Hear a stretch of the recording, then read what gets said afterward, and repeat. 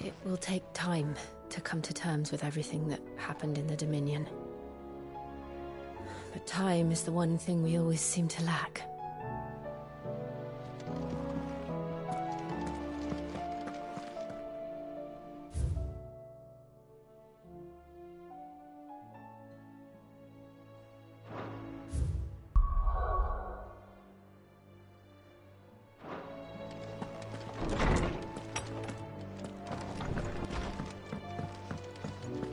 Did you see the pair that got hauled into tyres? Aye, all their fancy silks stained red.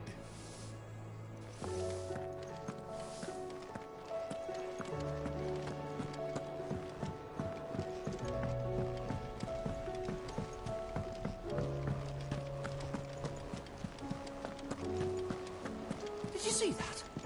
Tell me you saw that.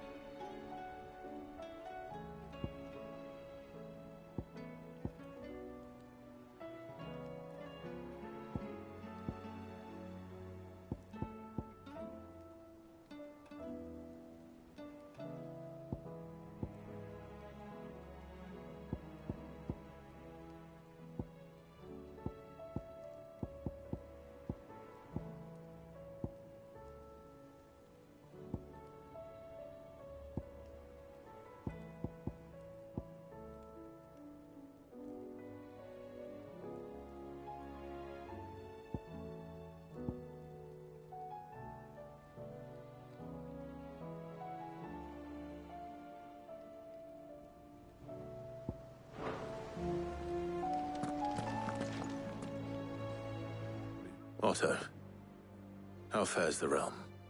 The realm? Oh, she's just fine. As long as you look past the fat storms out mother crystals and her skies are a roiling cesspit. And Gav?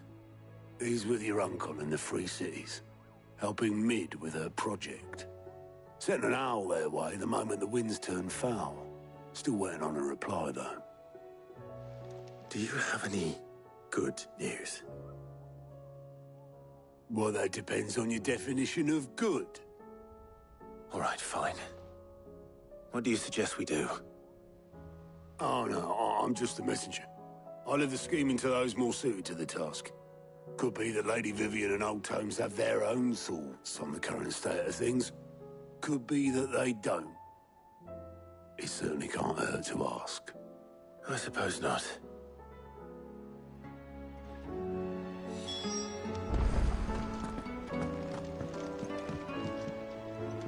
How is it that every one of your little excursions presages some inexplicable catastrophe? Not that you are to blame for the Dominion's fate. No one could have predicted the actions of the Crown Prince. I'm sorry I couldn't save your home. My countrymen are stronger than you think. A few toppled clock towers won't break their spirits. They'll be back on their feet in no time. I hope so.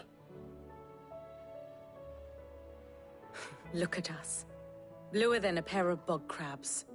Tempting though it may be, sulking will not help us find a solution to this mess. You believe there's one to be found? I don't know. But I am certain we're more likely to find it if we first examine the facts.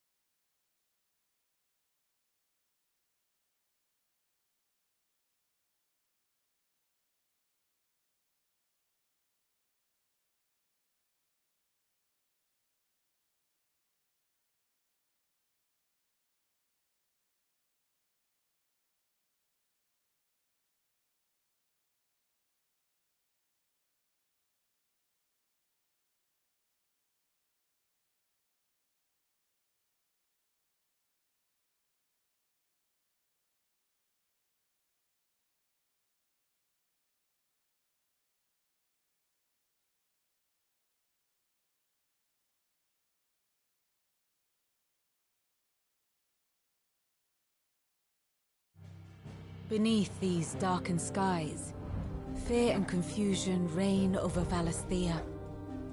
Oh, the lands around the fallen Mother Crystals had already begun to wilt for want of ether. But not like this. Crystals that filled wells and fueled furnaces, now nothing but pretty shards of rock. And those that hang from the people's necks cast nary a glimmer of light to keep the dark at bay. It is only a matter of time before the common folk convince themselves that the end of days is upon us. Yet I fear a swift end is more than we can hope for. While most of the world thirsts for ether, the remainder drowns in it, spawning Akashic in droves. And amidst the hordes of mindless beasts, with magics as like to fail as function, even the strongest nation would falter. Rosaria and the Iron Kingdom teeter on the brink of collapse, while the tragedy in Twinside has all but paralyzed the Holy Empire. Dhalmekia fares little better. Rumor has it the ministers fled the capital after the fall of Drake's Fang, leaving their beloved republic to crumble. Waloed, meanwhile, moves in earnest. The Einherjar has been sighted off Storm. The world, in short, is in chaos. It would seem our civilization was nothing but a castle of sand, to be washed away at the whim of the waves.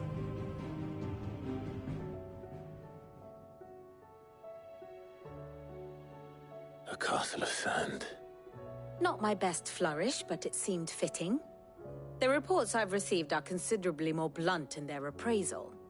Without the protection of their nations, it will fall to the people to defend themselves against those who would take what is theirs. Which is only ever going to end one way. Defending a farmhouse against a band of chocobo thieves is one thing, but pitchforks and palisades will do little to stall an army's advance. Should the King of Waloed deign to invade, there would be none to stop him. None but us.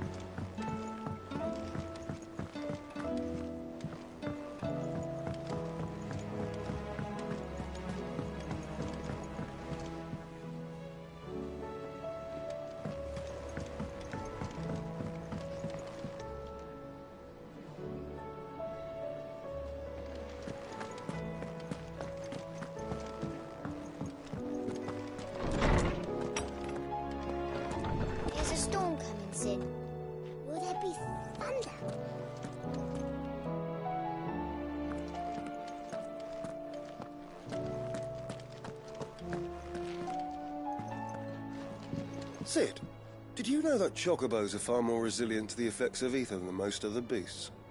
Some say that's one of the reasons they were tamed for use as mounts and sumpters, so that an ether flood wouldn't mean instant death for their riders or drivers. Me, I reckon they built it up over generations. Too many foolish traders driving their birds into floods, and only the toughest surviving.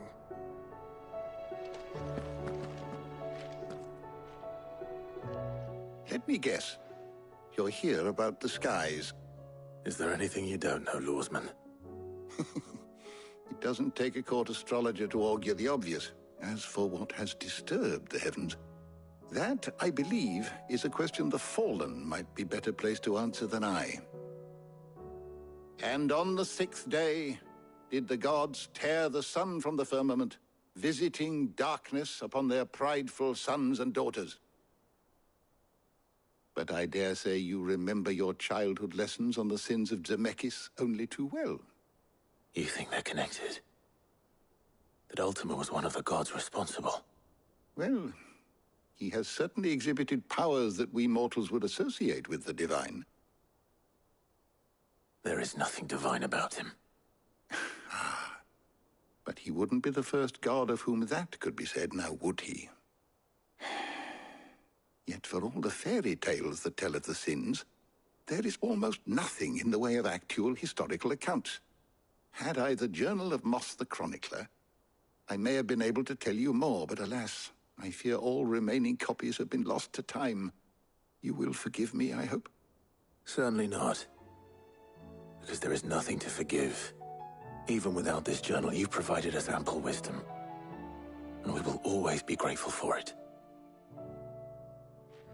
Perhaps Otto will be more inclined to share his thoughts when he hears what the others had to say.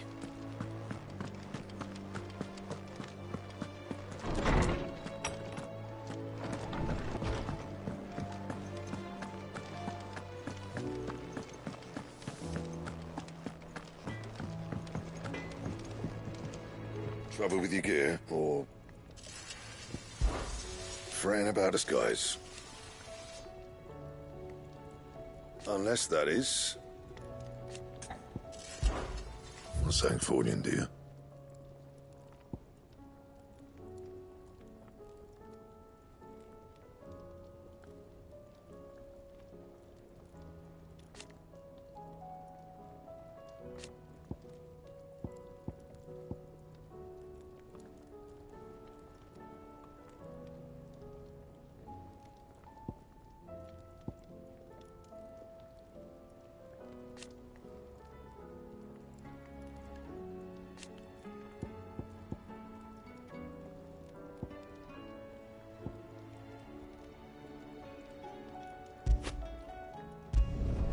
No scratches, all right?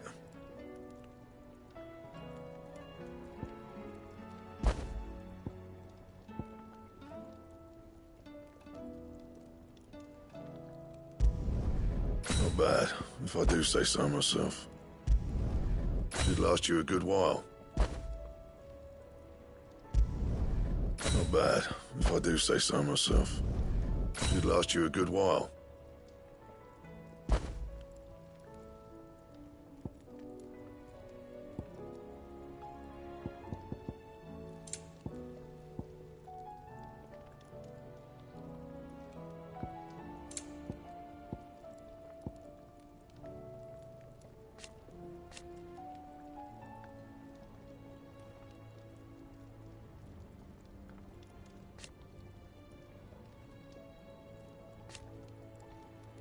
Anything else?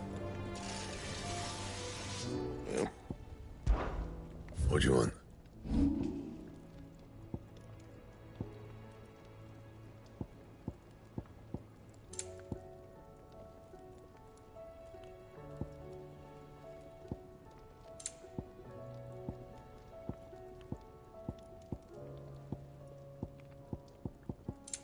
And?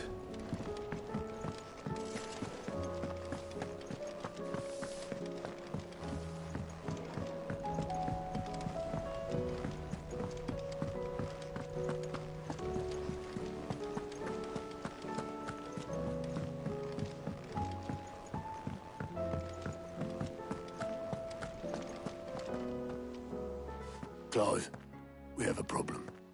Only one. That would be a first. It would. Actually, there are three. We had as many owls arrive while you were at the shelves. Martha's got a Akashic out her gates, and talk of monsters roaming the hills outside of Northreach has put the wind up Isabel and her lot. And don't forget Dalimil. Lubor says the village was raided by bandits. When it rains... It fucking pours. The curse breakers are spread thin, taking stock of the damage in the Dominion. And even if I could get word to all of them, I doubt they'd get here in time to make any real difference. Which means... there's only two people who can. Jill and I. Let them know we're on our way.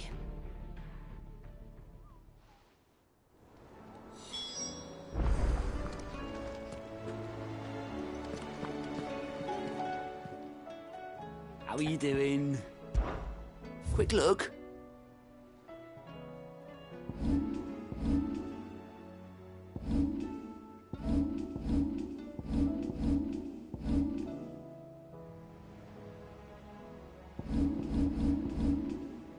Think you can help?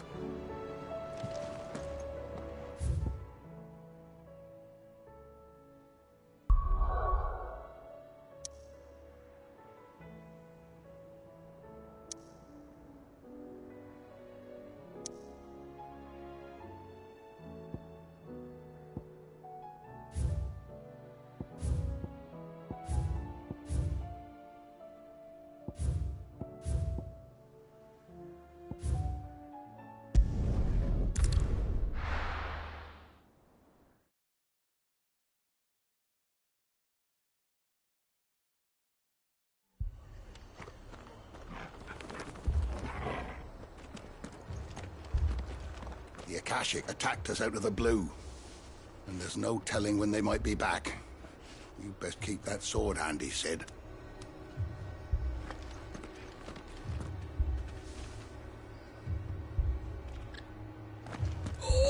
This man's gonna die if we don't get him to a healer. But all our beds are taken.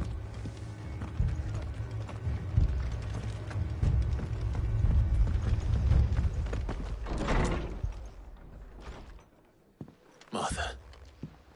It's good to see you. And you, Clive. Jill? Otto said you'd been attacked by Akashic. What exactly happened here? Those skies are what happened. Not long after they fell dark, we had our first visit. There were hundreds of them. Tried to storm the hill. Only a handful made it up here, but that was more than enough. The rest are still down there now. And while we have a few willing fighters holding them back, they're sorely outnumbered. What do you think, Clive? That we join the fight? I thought you'd never offer. Now, where I need you is the Fallen Gate. That's where the fighting is fiercest. Let the men know you come to help. Something tells me they'll be pleased to see you. We're on our way.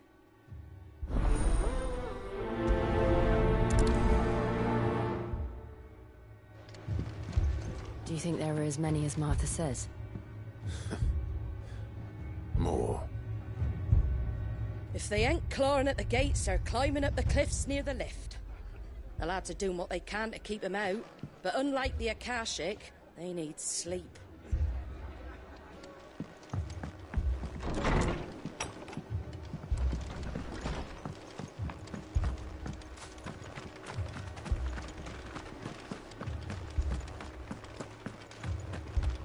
You don't think they've abandoned us, do you? Them not. Not a chance.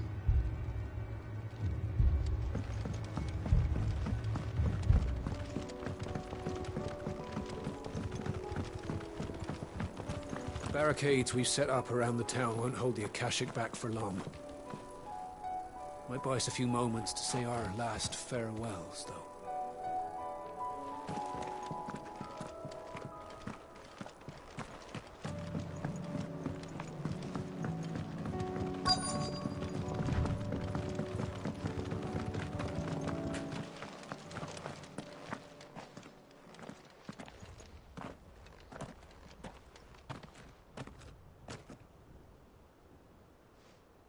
Clive, wounded. We deal with the Akashic first.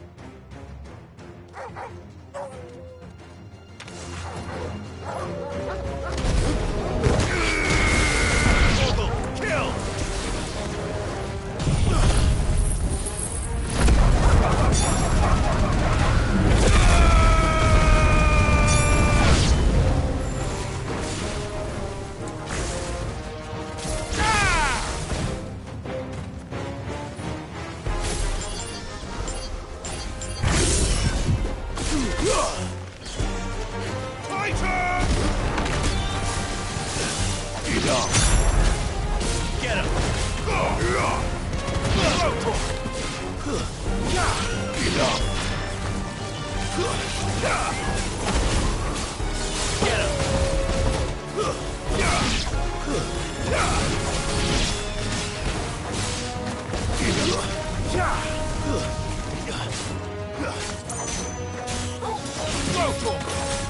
Help me, boy.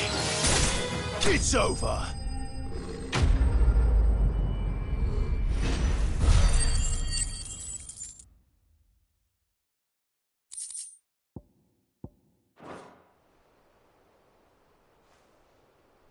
These men don't have the look of hired swords.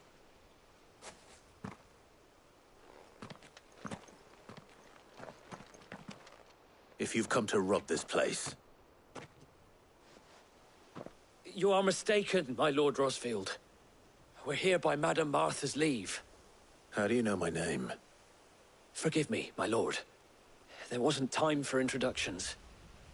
We're with the Guardians of the Flame. Wade's men? But how did you come to be here? Where is your commander? Sir Wade left earlier with a scouting party to find out where the Akashic were coming from. Did he? Take your wounded back to the inn. Martha will see you're looked after. We'll join you anon.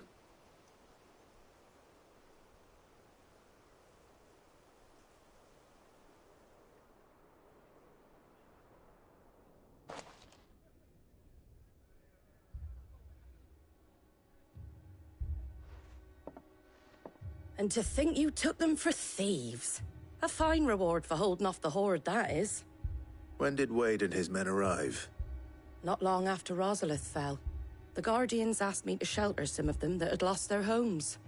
They were making ready to leave just as the skies turned, and we agreed it was best we stuck together. Martha! Trouble!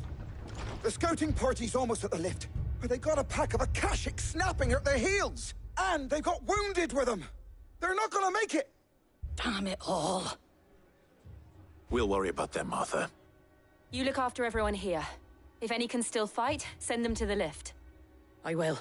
You two be safe now. The lift can only carry a few at a time. If those Akashic get as far as the cliff, Wade's men will have nowhere to run. It looked like the Guardians were going as quick as they could, but without any injured. They might make it to the cliff. Or they might not.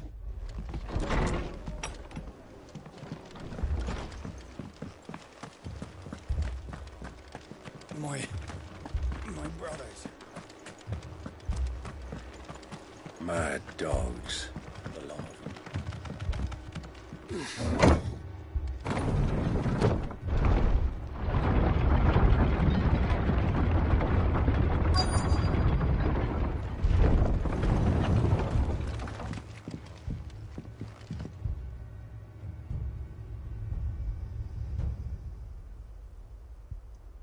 Squire, I need you to get those who can still walk up the lift to Martha's. But what about... I didn't ask, Oscar. Sir. Sir Wade. Lord Rosfield. If you aren't a sight for sore eyes. Martha seemed to think you might need some help. And by the looks of it... We thought we could sneak by them. But we didn't know there would be so many. How could we have? Behind you!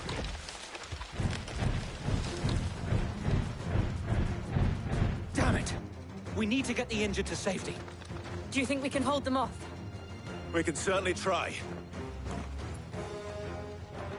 Are you with us, Sir Wade? Always. Then let's do our duty.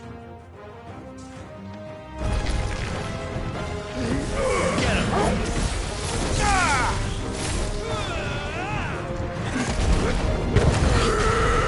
All yours, Torvald!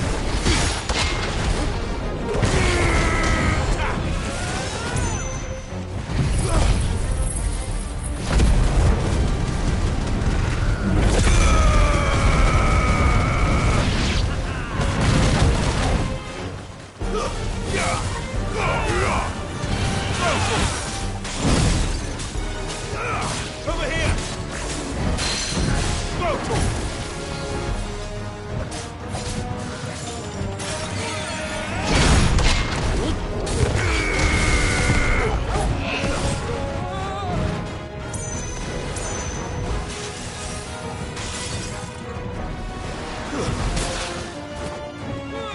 To me, boy!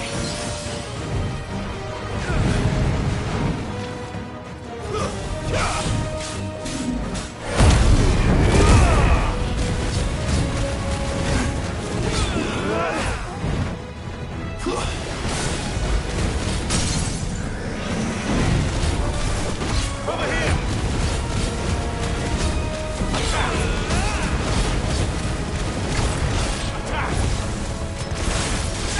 Over here!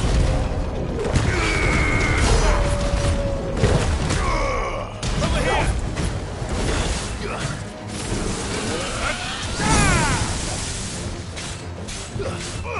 Attack! Get him!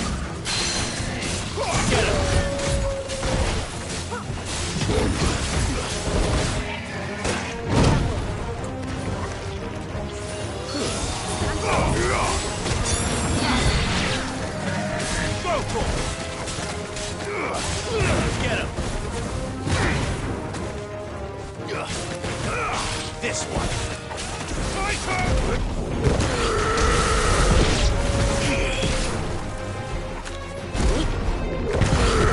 Go for it!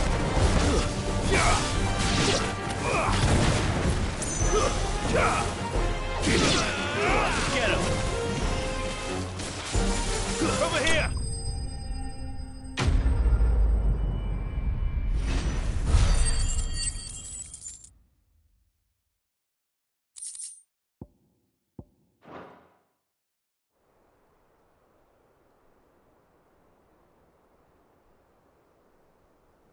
Is anyone hurt? I don't think so. And yet again, you've pulled me from the flames. It's just a pity I keep walking into them. You've never been one to shy away from danger, Sir Wade. Like any shield worthy of the name. I see you're all in one piece. Martha! Is something wrong?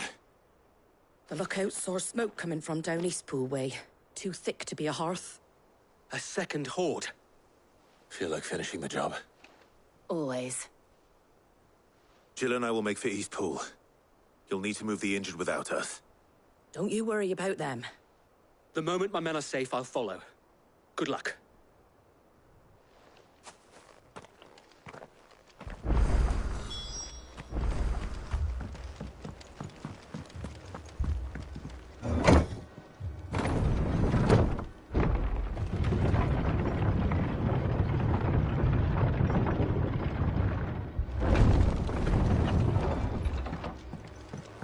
Mad dogs.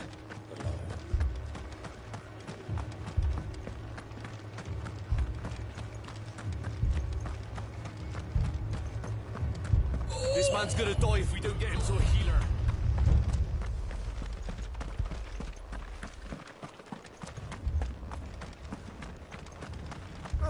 Fiends try to climb the walls here, too. Get me back out there. My Founder brother's knows weeping. where they're gonna show their ugly faces next.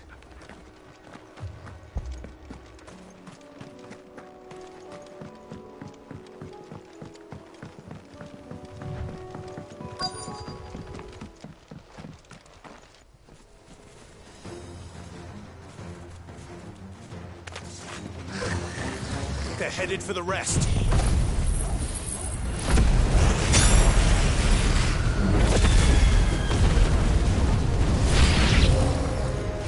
We to slow them down. Martha and the others won't be ready.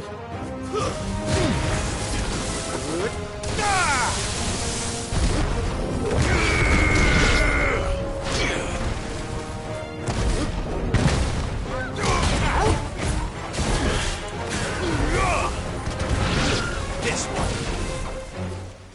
Go, Tor! Over here! Go, Tor! Get him! It's over!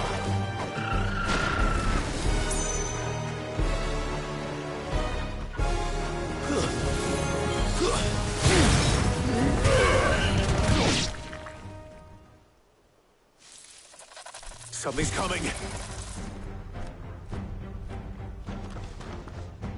Apologies, my lord. Did I miss anything? Only the first round, so wait. Shall we?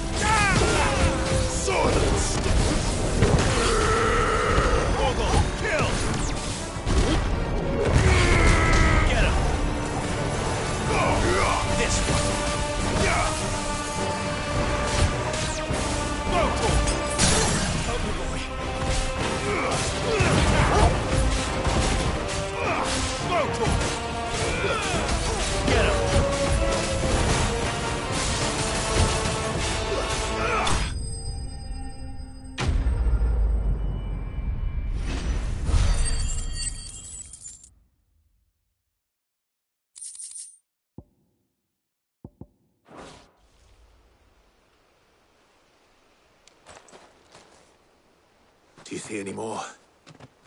No. I think that was the last of them. But it won't be long before the next lot arrive. Then we make for Martha's while we can.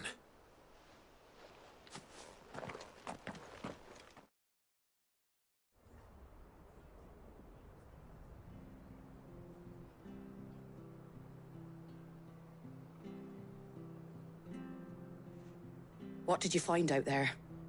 The same as Sir Wade. Scores of Akashic. Well, wherever they came from, they're gone now. Our lookouts say the lowlands are clear. Hopefully we'll have enough time to lick our wounds. How many of your men were injured? A damn sight less than if you hadn't turned up. Thank you. It was a hard-fought victory. But as long as the skies remain dark, I fear the Akashic's numbers are only going to rise.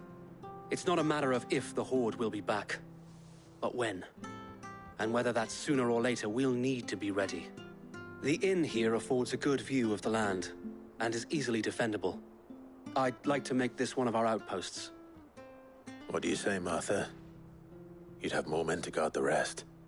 Well, when you put it like that, of course they can stay.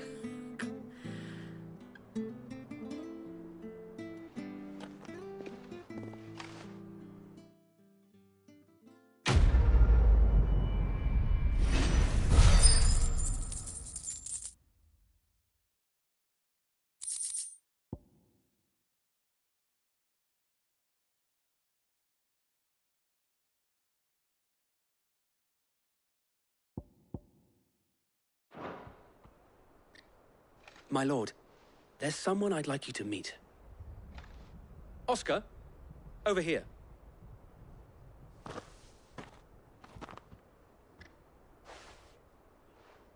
It is an honor to make your acquaintance, Lord Rossfield. I am Oscar. Oscar of House Murdoch. Murdoch? I wasn't aware the Lord Commander had children. Oh, he didn't. But his brother, my father, did. I am Sir Rodney's nephew. Well, go on then. It's not for me to ask him. Yes, Sir Wade.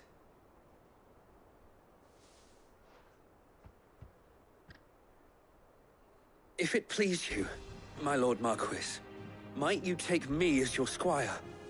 I would learn the duties of a shield from the finest. I'm sorry to disappoint you, Oscar, but I'm a shield no longer. Nor was I ever the finest. And spending time in the company of an outlaw hardly seems a fitting education for one aspiring to take his oaths. My Aunt Hannah once told me that a man is not defined by his title, but what he does in its name. You have accomplished much since taking on the mantle of Cid, winning no little honor in so doing. And I would sooner serve under an honorable outlaw than an unworthy shield. Not that Sir Wade and the other Guardians are... I mean to say that, they're... It's all right. We know what you mean. There is only so much the boy can learn from me, my lord. But a squire... Would that really be so bad? You were a squire once. And I'm certain Sir Rodney would approve.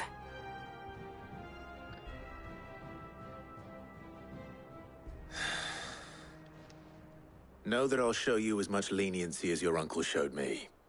I would not have it any other way.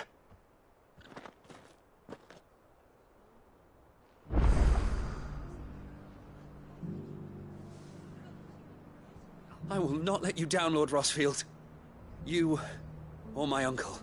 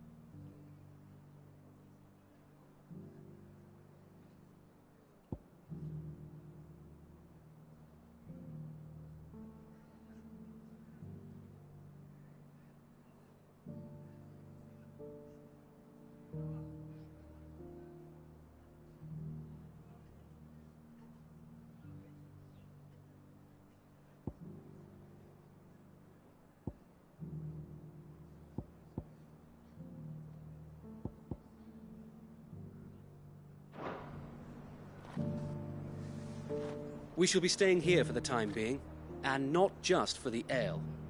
I'll have one of my men escort Oscar to Benimir once he's said his farewells.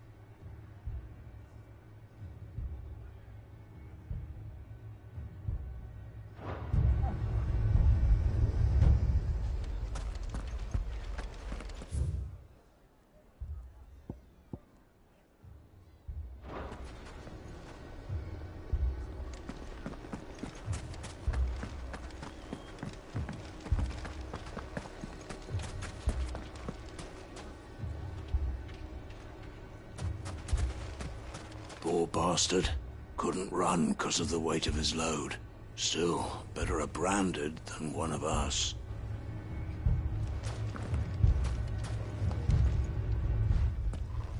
Sid. Your new companion appears much more formidable than your uncle. Should I be worried? You haven't been introduced. Jill. Clive has told me much about you. All lies, I'm sure. Your Stolas said that Dalamil has a bandit problem. Indeed. Although, you're a little late. They left with our food and guild days ago. Any idea where they went? The desert's a big place. Your guess is as good as mine. But the fact is, I have more immediate concerns. What did you say to me? What did you say? Ah, as if by magic. Let's just say we've yet to reach a consensus about how to solve Dalamil's little problem. And at this rate, it won't be the actions of the bandits which prove to be our undoing. It will be our own.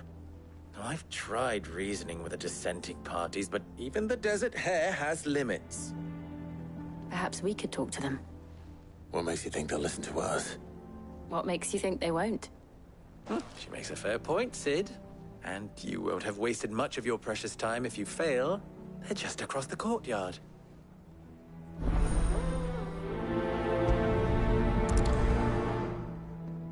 Suppose we just follow the shouting.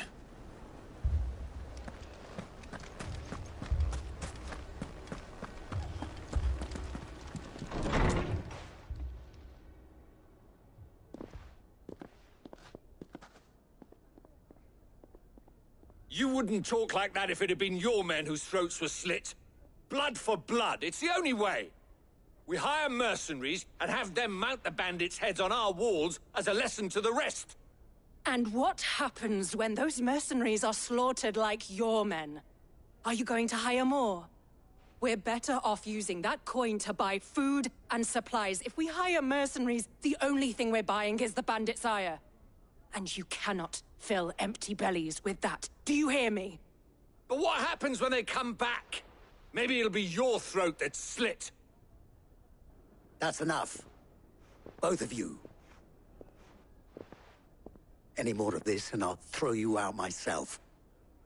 Come back when you're ready to talk like adults.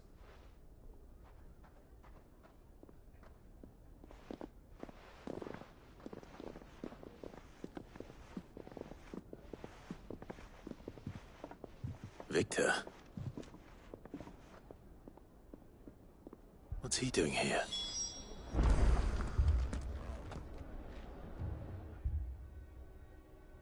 Sid. And Lady Jill. What brings you here? I was about to ask you the same thing. Costness is in chaos, and the markets have all but ceased to operate. The Briar's Kiss here in Dalamil is the only place I can reliably obtain supplies. I was here to do just that when Master Lubor told me of his troubles. He thought I might be able to talk some sense into these fools. But if you're here, I suppose his patience must be waning. Who are those people? Those were the thorns in Lubor's side. And the reason this place might be headed the same way as Costness. It's these accursed skies. The darkness is enough to drive a man to madness. Or an entire city, for that matter. We're still working on the skies. But in the meantime, perhaps we can find a solution to Dalamil's problems. I hope so. For all our sakes.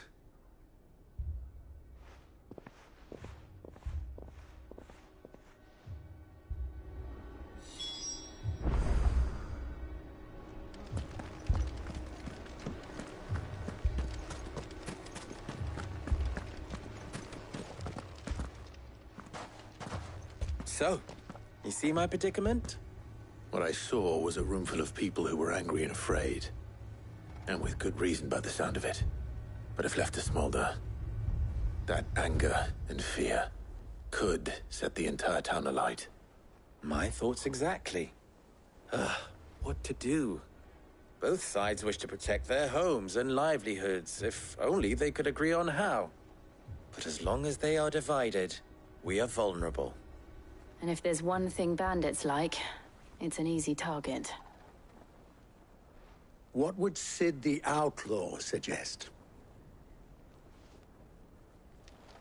Well, if it were my namesake, he'd let them choose for themselves, and be on hand to pick up the pieces when it all went wrong. That sounds like a recipe for disaster. A recipe for disaster is precisely what it is. But perhaps that realization would be enough to make them question the ingredients. While it's plain neither Conrad nor Natalie will countenance the other's proposal, it may still be possible to make them doubt their own. Before presenting them with a third option. And that would be? To pool our resources and save the city ourselves. Why fight each other? When all that fear and anger can be directed at the bandits. It appears we have a plan of action. Victor, pay Conrad a visit. See if you can't convince him of his folly. I'll speak with Natalie. As you wish. Your faces are not well known in this town. That may prove useful. Don't worry, Victor and I will do most of the talking. You need only play along. Play along? What he means to say is yes.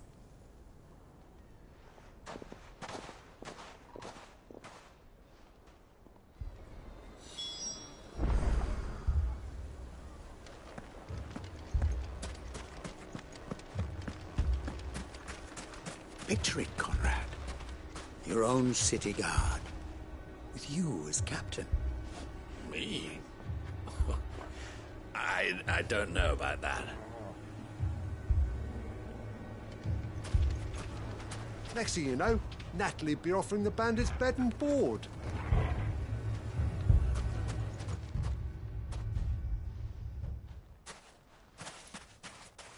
Ah, here she is.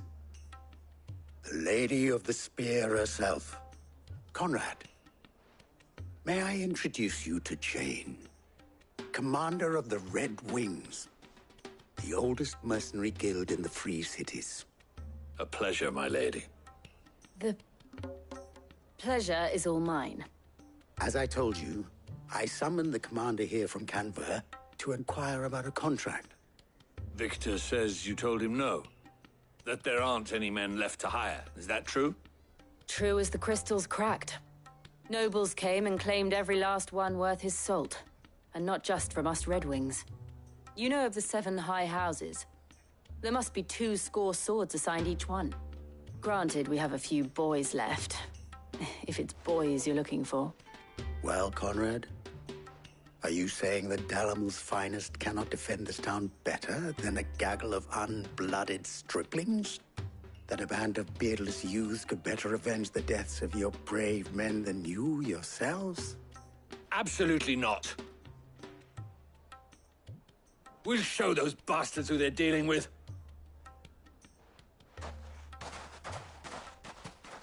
I can't believe that actually worked. Conrad's not what you call the brightest candle in the crypt. And there's a reason why I had you do the talking and not Sid. Well played, my lady.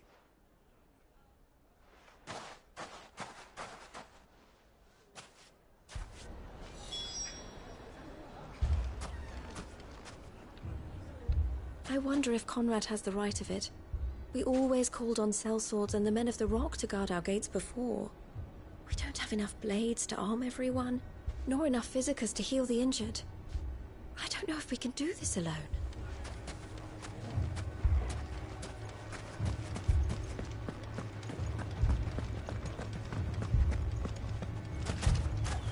If you're wondering why Dalamil's in such a sorry state, you can blame the bandits.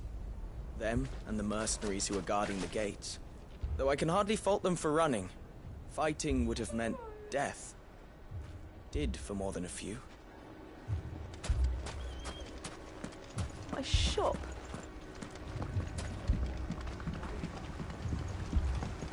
If I had my pickaxe, I would...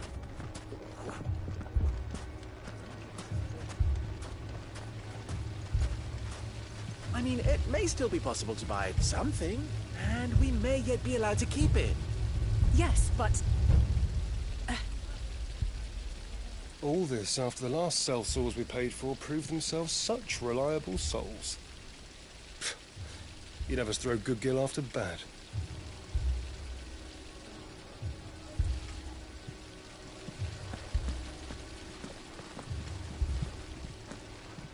Never poke a hornet's nest, they say. Conrad's going to get us all killed. I agree with Natalie. We mustn't do anything to provoke them. Ah, here he is now. Natalie, allow me to introduce Lord Underhill of Randalar's prestigious League of Merchants. Lord Underhill. At your service. Underhill?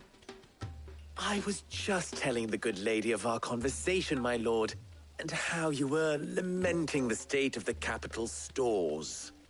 Lubor says that not only are the granaries almost empty, but that war and the Blight mean this season's harvest won't be enough to fill them for winter. Indeed, certainly that is the case. The nobles in the capital are buying up the city's stocks of barley and wine, driving the prices higher than most commoners can afford. It is only a matter of time before the peasants revolt. It is worse than I thought. If what Lord Underhill says is true, I fear we have little hope of supplementing our stores, meager though they regrettably are. And while I applaud your endeavors to dissuade our more bellicose citizens from seeking vengeance, I sense Conrad is not wrong in his assessment of the bandits' likely return. Which means that now, more than ever, we will need to secure what little we still have. Food, weapons, herbs, everything. If our humble town is to endure not only this hardship, but those that are certain to follow, we must stand united. All right. If it will help to protect my home, I'll do it. But you needn't have gone through this charade.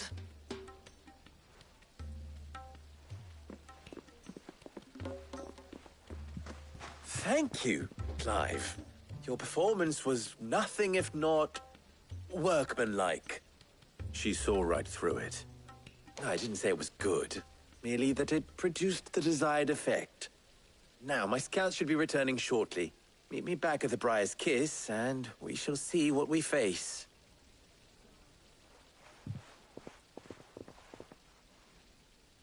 I'm not convinced our roles in this ruse were entirely necessary.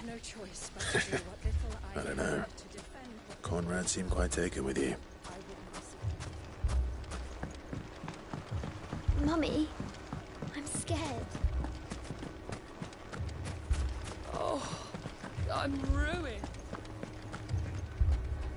Good news, Sid. Both Conrad and Natalie have somewhat gracefully accepted their new roles. With time, they may even learn to... Time no longer appears to be the luxury it was before lunch. I take it your scouts found the bandits. Technically, it would be the bandits who found my scouts. It appears they march for Dalimil as we speak. All of them. You're not serious. They don't just want food, they want the whole damn town.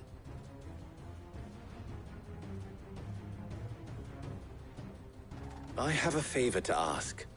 I'm told the bandits march in two groups, one from the south and one from the desert, in a move doubtless intended to stretch our already gossamer-thin defenses. Very well. Jill and I will meet those from the desert. But what of the rest? The rest, my friend, the city shall fight. Together. The stakes, I concede, are high. But if this does not unite Dalimil, nothing will. That is a lot of faith to put into those who had their hands around each other's throats but a moment ago. Then it will be for us to see that their hands are kept occupied. And I do mean us. I thought you might say that. We'll hold them off for as long as we can. And we will do the same.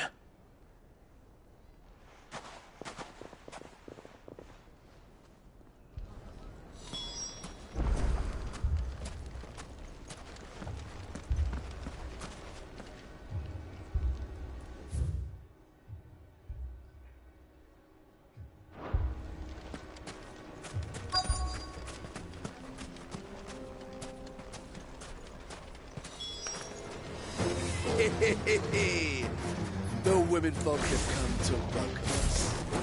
I'll take that one. These are all yours.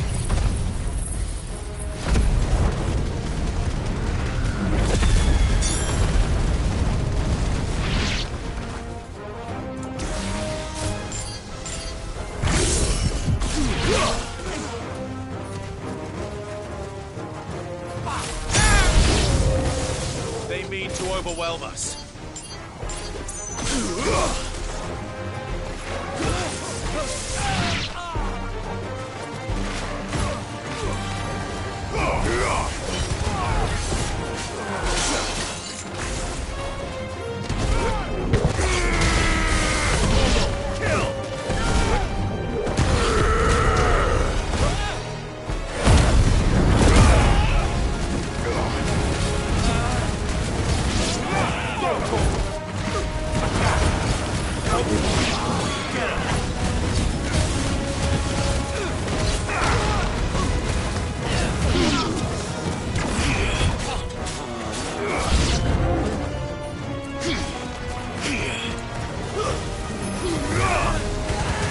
This one. Go for it. This one.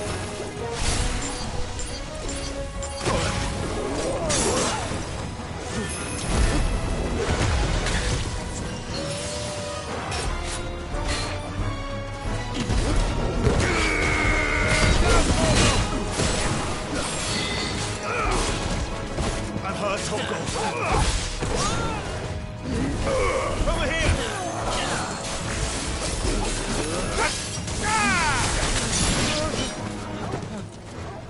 Help me, boy. This one. Stick 'em. This one.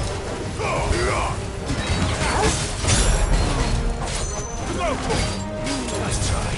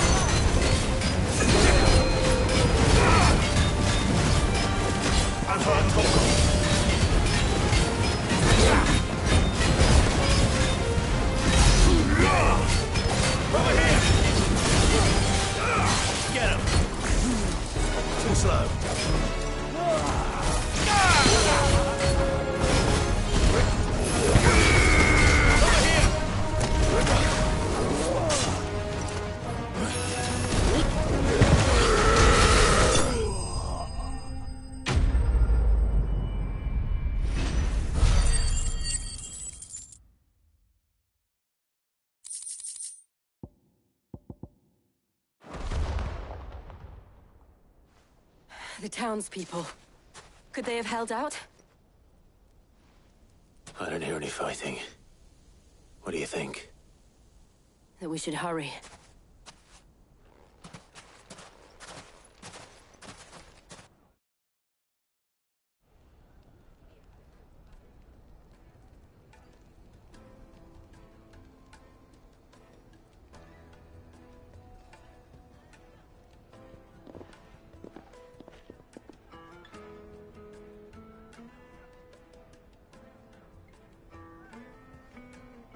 Natalie, I owe you an apology. You did well out there. The inn would have been lost had you not held the line. Without you, there would have been no line to hold. You saved us, Conrad. You saved Dalimil. We all saved Dalimil.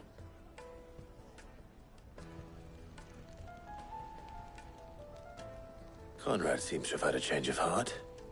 I'd say they both have. I take it from your presence that our visitors from the desert won't be joining us either. Pity. The plan worked, Sid. Granted, it only took an army of bloodthirsty bandits at our gate. Calm now, Victor. Why quibble over the details? We are united, and that is all that matters. As for you, Sid, you fight considerably better than you act. I'll take that as a compliment.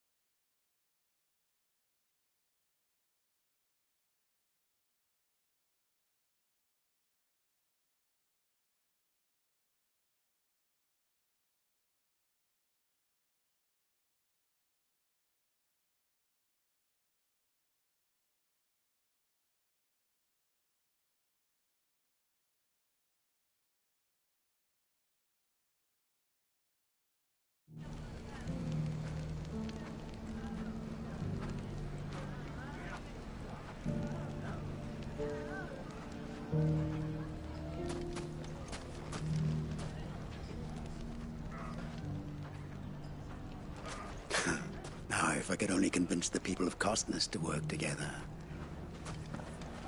Dalimil will forever be in your debt. But don't go trying to take advantage of that.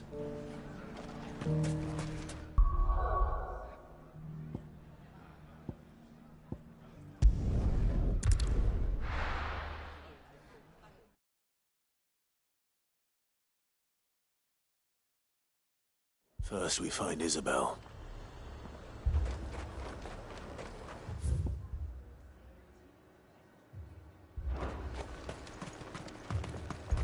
I saw it with my own eyes.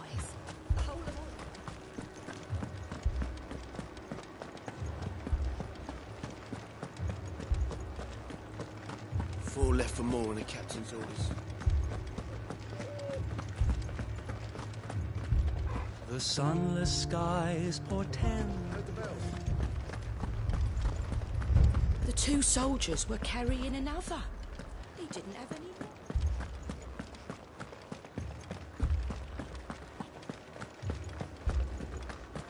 It was all they could do to escape. They just left the bodies there in the flood.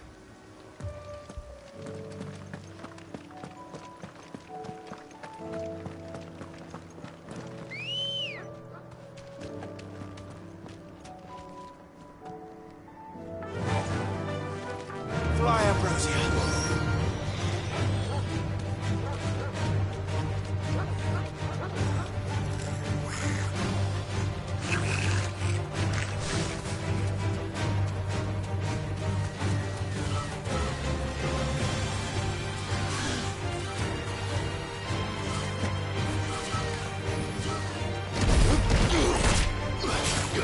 Help me, boy.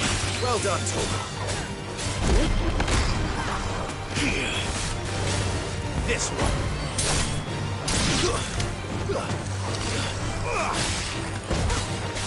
All yours, Torgal. Attack! Sickle! Get him! Attack!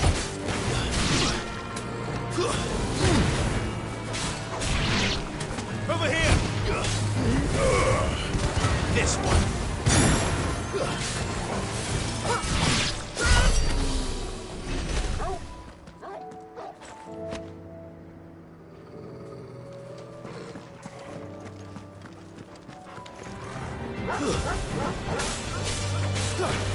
Get him! Go for it! This one. Over here! Sickle!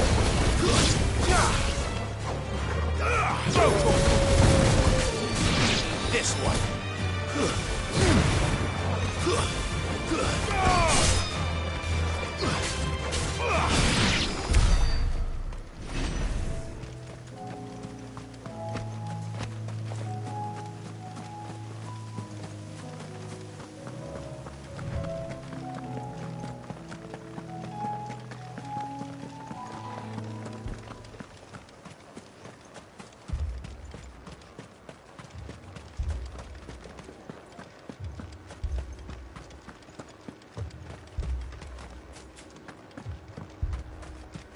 More arrived from the capital.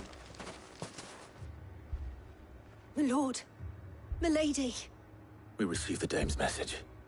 There have been sightings of strange creatures, I understand. With the blue eyes. Yes. Like a Kashik, but different. They've taken so many. I've lost count. Akashic, but different. Ultimus thralls. And what of your mistress? Is she here? Oh, no. She went to the garrison to ask what they were planning on doing about all this. Then we'll look for her there.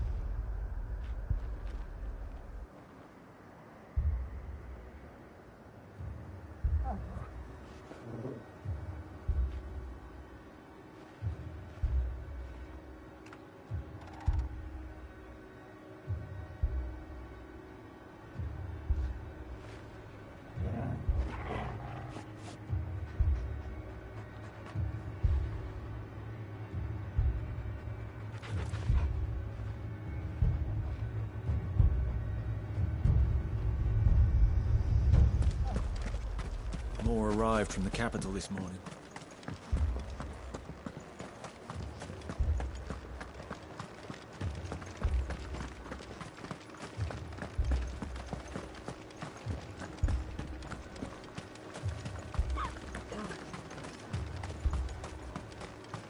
Madame, please! Half the garrison's been slaughtered by those things. We lost the captain this very morning. We've tried requesting reinforcements, but there's been no word from the capital or the Dominion in days! What more would you have us do? I would have you do your duty. Those at the Vale look to me for protection. And protect them I shall. Because they are my charges, and that is my duty. In case you have forgotten, the people of this town are your charges. But more than that, they are your people. Your sisters, your brothers, your lovers. So you have a choice. Lay down your sword and watch as they are slaughtered, or take it up and do what is right. She speaks the truth, you know. This here, it's all we have. It's all that's left. What we have left is our lives! Do you really want us to lose them as well? Not if we don't have to.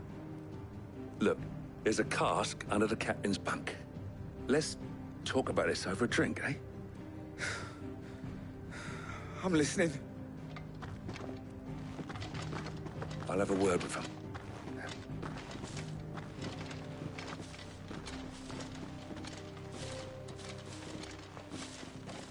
Ah, Clive. I didn't expect help to arrive so quickly. And sought to take matters into my own hands. It was a noble effort, but I thought you might still need some support. I'd like you to consider my needs. What we need to consider is where the creatures came from. The way the survivors speak of them, one would think they appeared out of thin air. And perhaps they did. It's hard to know what to believe these days. We'll talk to the survivors.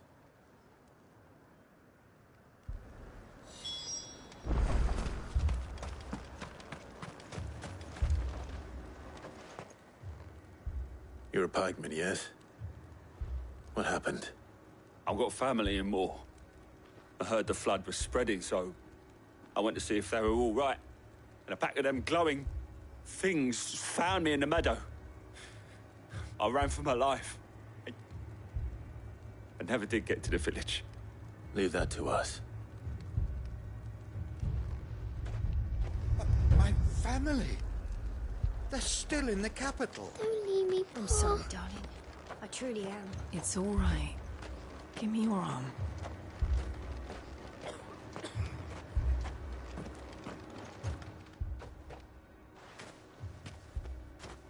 Did you see the creatures that attacked you?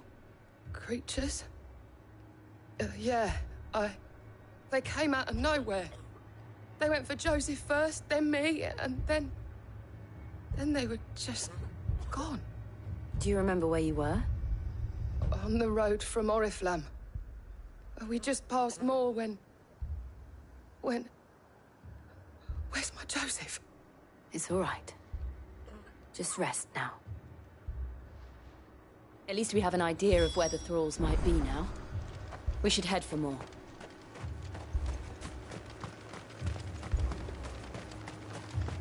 I assume you have a plan?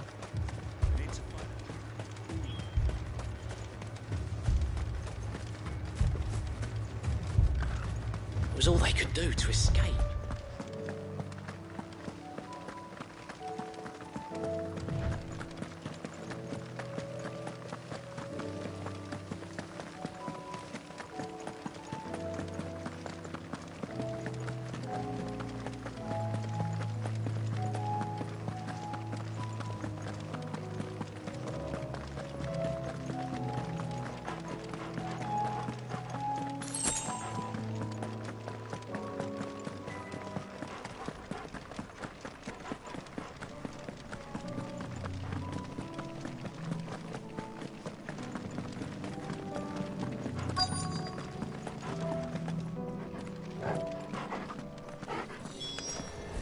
Clive, look! I see them. With me!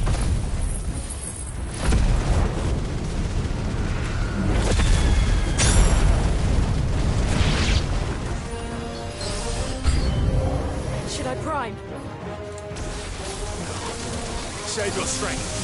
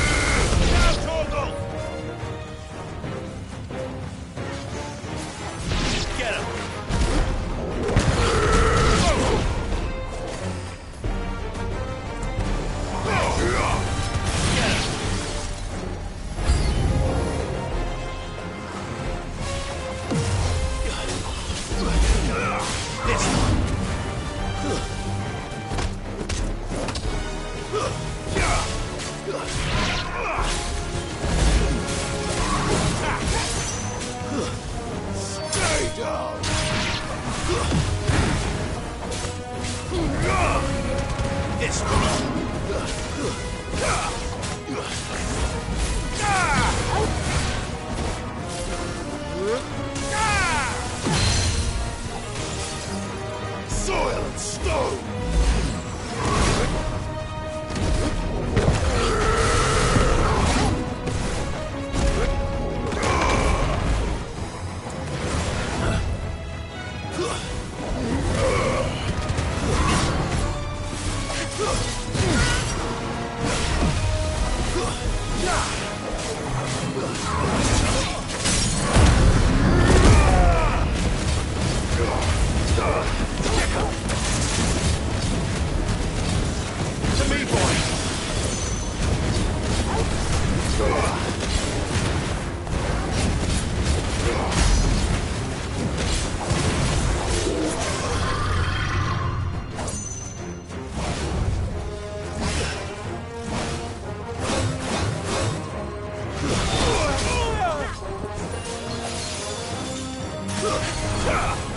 Nice try.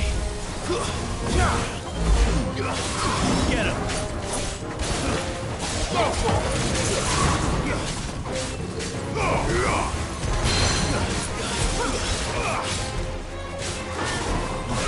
over here. Go for get him. Go for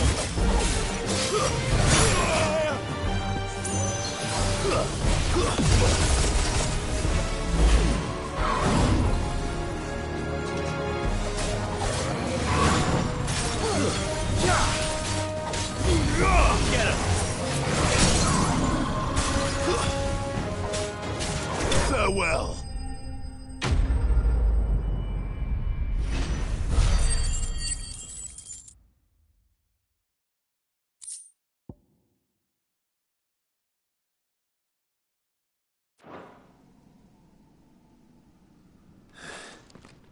Do you think there are more? There are always more. But I'd say we've done what we can for the time being. Then we should let Isabel know.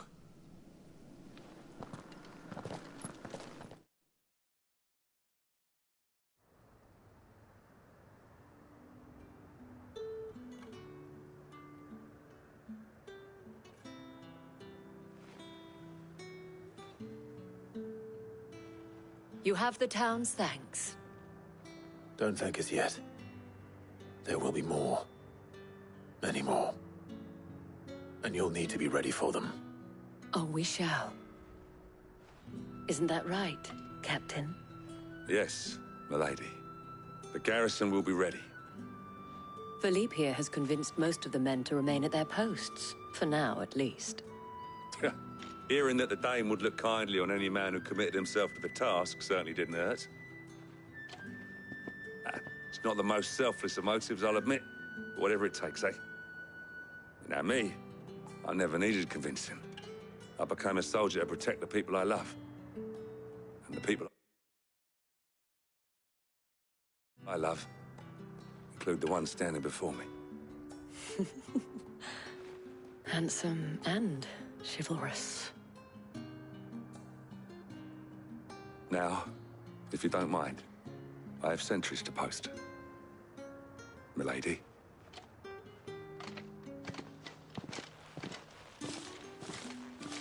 Lest you wonder, I'm not foolish enough to believe that this has solved all of my problems. But it has solved one, and that's one fewer than I had this morning.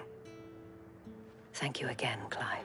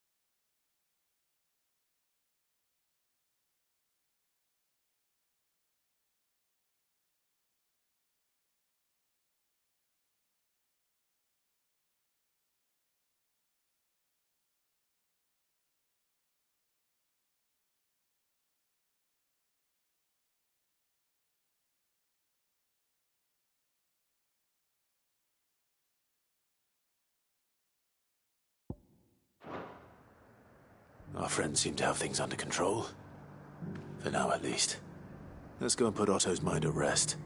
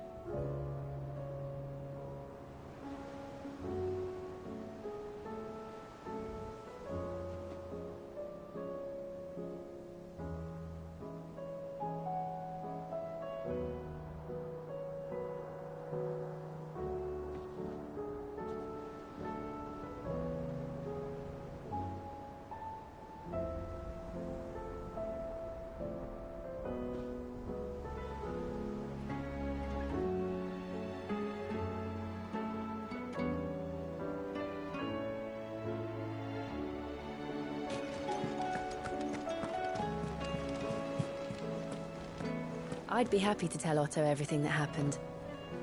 But I know he appreciates it when you spare him the time.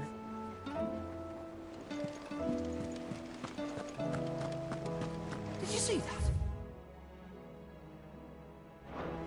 Tell me you saw that.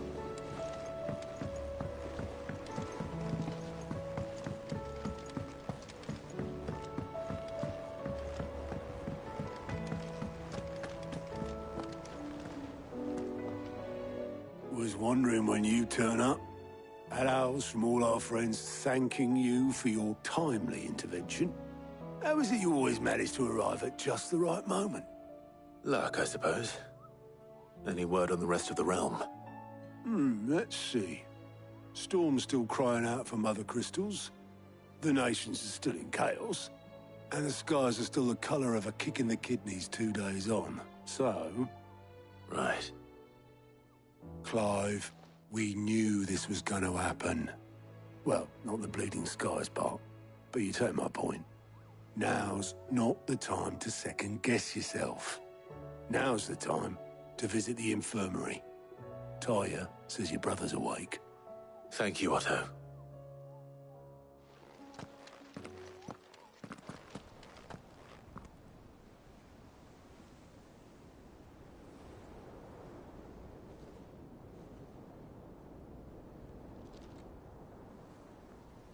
So it was not Sylvester, but Olivier who served as Ultima's puppet. And when Dion learned of this, he sought to slay the fiend.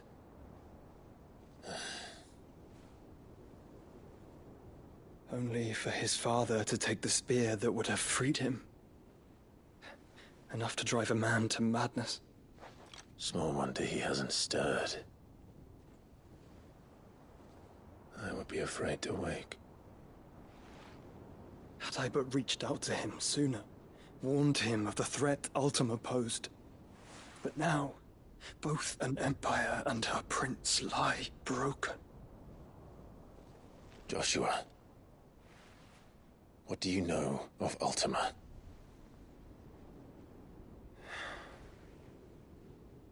Very little, I'm afraid.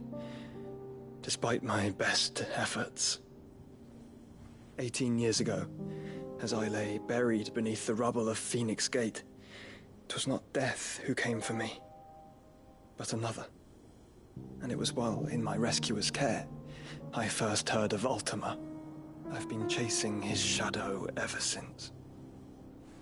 Ultima is driven by some deep, dark purpose, and for whatever reason, it would seem you are crucial to his designs. He will stop at nothing to have you. Even if that means toppling an empire. But why me? What possible use could I be to such a creature? That is one of many answers that have eluded me. Yet, I am certain of this. It is not mere chance. You were chosen for a reason. All dominants carry within them the might of an icon. Nigh limitless power that is at once acutely limited. I wield fire, and only fire. And I only ice. 8 wardens for 8 elements. But you, Clive. You are different. You're special. Your abilities begin with the flames of Ifrit. But they do not end there. The fact Ifrit can even exist goes against everything we thought we knew of dominance. Perhaps Ultima has been waiting for one such as you, whose potential is truly limitless.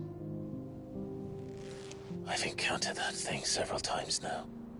If it or he, as you say, needs me, why hasn't he claimed me as he did the boy? Were I to hazard a guess, I'd say the two of you are somehow incompatible. His mind not properly attuned to your body. His mind? Mind, awareness, spirit, call it what you wish. But I believe Ultima to be an embodiment of the concept. It is why I struggle and fail to contain him here inside me. I'm sorry. Inside you? With every setting sun, I feel my strength wane. And though the Phoenix's flames mend the prison I have made for Ultima, they do so at a cost. We must find a means to bring an end to him before I meet my own. What were you thinking? It was that or let him take Clive. And I've always had a soft spot for my brother. But that doesn't mean you should sacrifice yourself to save me.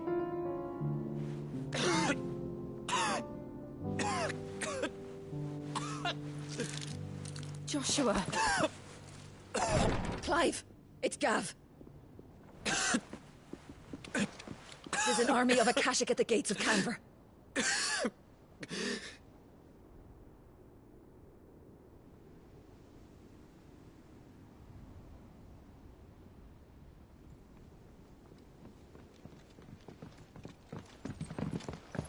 Well, what's the short of it?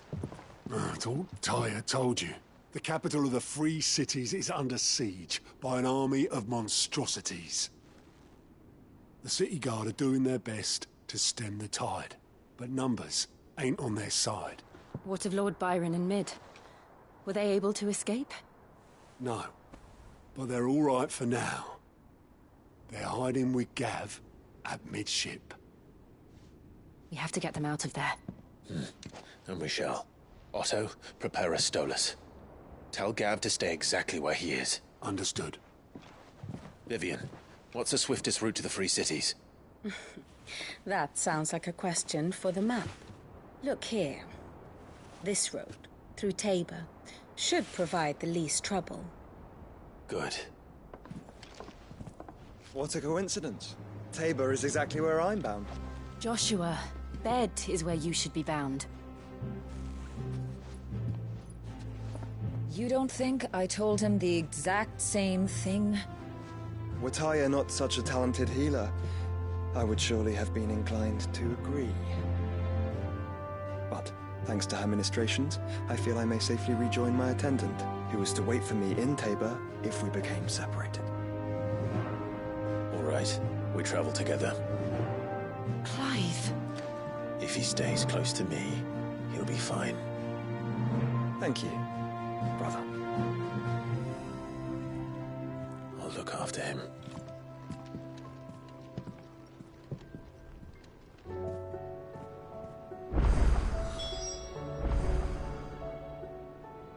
My attendant was with me in the Dominion before I primed. She would have watched the battle unfold and witnessed its outcome.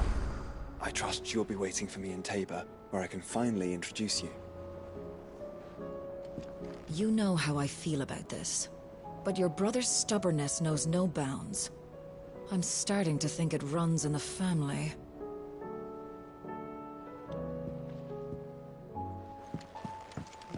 Tyre's right. Your brother is in no condition to travel. That's all I'll say on the matter.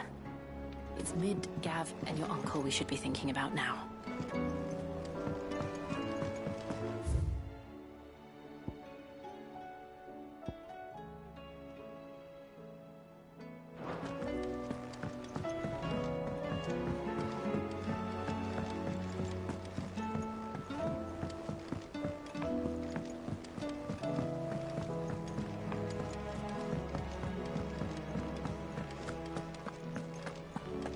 Did you see the pair that got hauled into Tyre?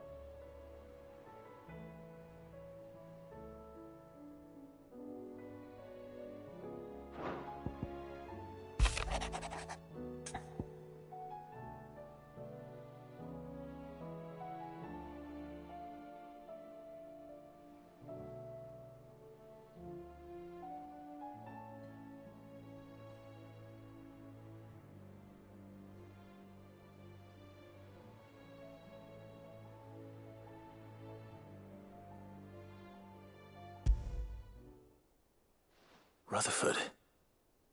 Wasn't that the name of my uncle's manservant? Why would he be at Martha's Rest?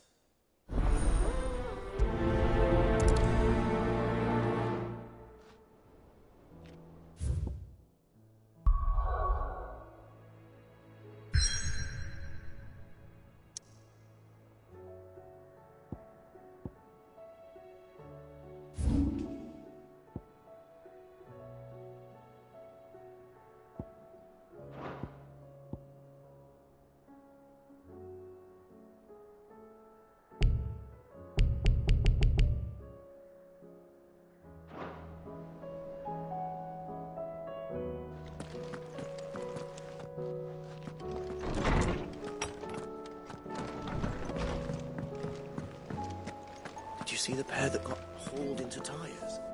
Aye, all their fancy. Silk-stained red.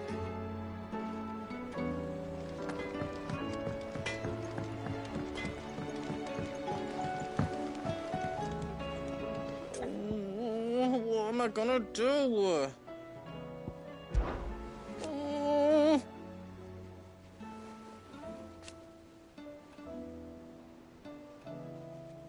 But no more.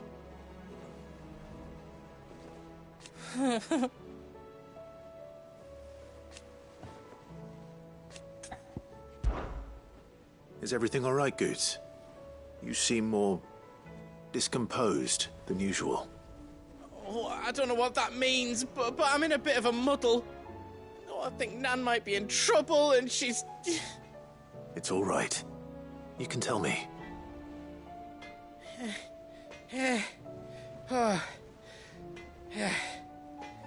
There was a trader came by. One of our usuals, like. Said he'd heard some rotten rumours about her down Dallimil Way. Folk are saying she's been selling to bandits and cutthroats and that. I mean, she's fond of a chance to make a coin or two, aye, but she'd never do business with baddies. Especially not the kind who go hurting people who haven't done out. I wanted to ask her about it myself, but I'm scared she'll give us a tongue lashing. She'd never give your tongue a lashing, though, would she?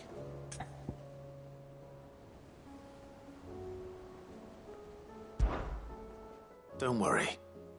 I'll speak to her. Oh, thanks, Clive. You'll let me know what she says, won't you? Of course. I'm sure it's all just a misunderstanding.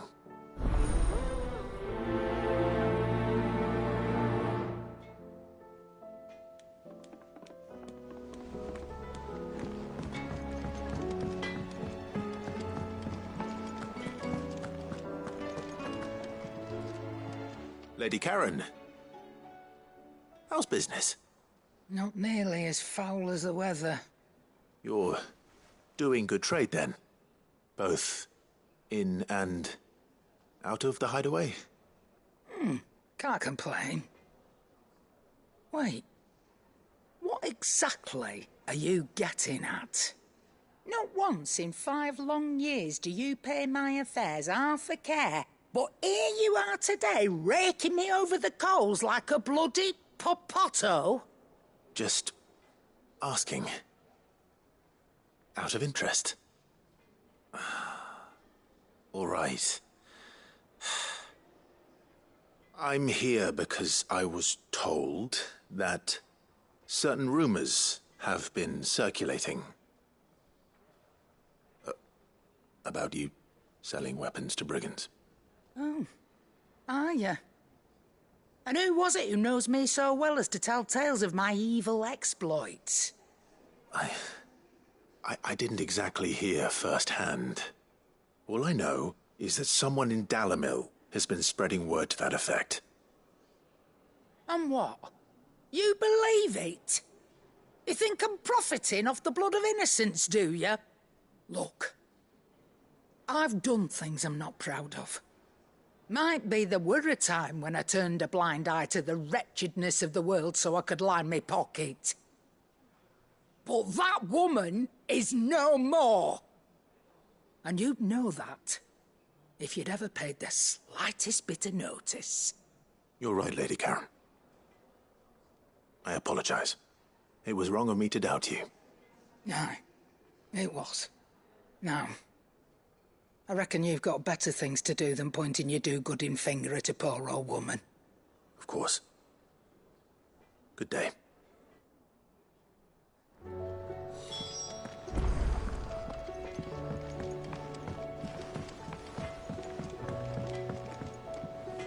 I spoke with Lady Karen. What did she say? That the rumors were unfounded, and that I was a fool for thinking they might hold any truth, along with some other things that made her feelings clear. And while it sounds like she may have done things she regretted in her past, she says those days are behind her. Oh, well, that's good. I knew Nan wasn't caught up in out bad. But why would people say she was? What did she ever do to them? It's not right. No, it's not. But people do things for all sorts of reasons. Perhaps we'll never know. Well, I'm going to find out. That trader, he said they were all talking about her in Dalimil. So that's where I'm going. I'll find someone who'll tell me, you'll see. Are you sure that's wise? Whoever's spreading these rumors means Karen ill. Oh, right. But that's why you'll be coming with me, isn't it, Clive? I suppose it is.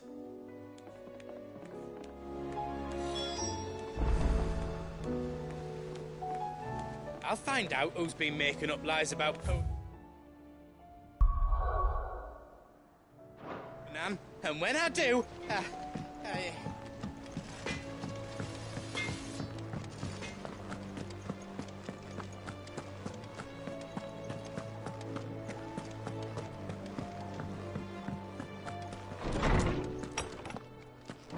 Is a storm coming, Sid?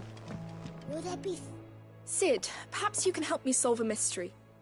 I can certainly try. Who's gone missing this time? It's not who, but what. Mid's scales, the ones she made for her workshop. I borrowed them to teach the little ones about weight, and shortly after the lesson, well, they vanished. My first thought was that they'd taken them off somewhere to play, but when I asked, they swore they had nothing to do with their having disappeared. Which almost certainly means they had everything to do with it. Perhaps a visit from Sid will jog their memories. I think it just might. Thank you.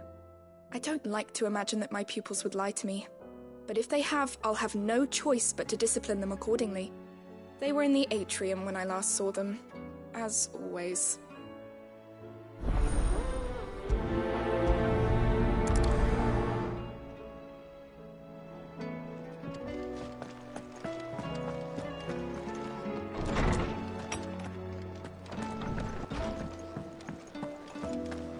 Seems the hideaway is lost.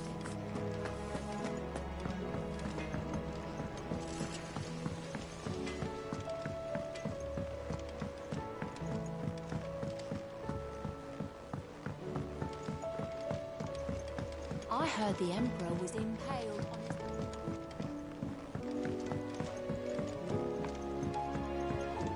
We're all gonna die! You hear me? What do you reckon we should do? I say we should just tell Miss Shirley. You'll get us all straight. I'm telling you, I can fix them.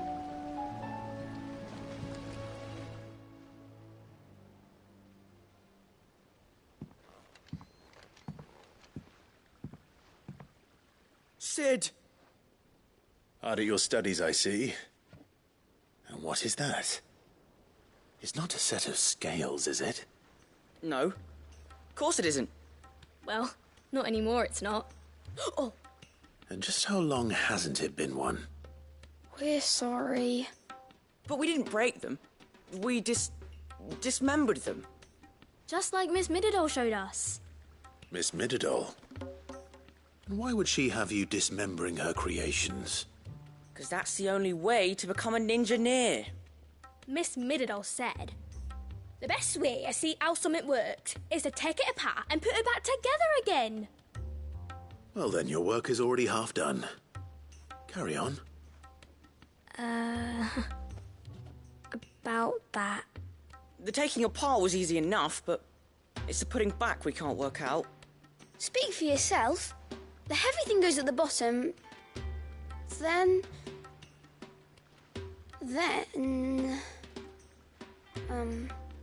You three need to learn to take responsibility for your actions.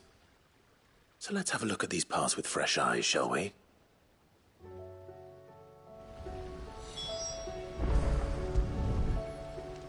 Must have been magic keeping those scales together. It's the only explanation.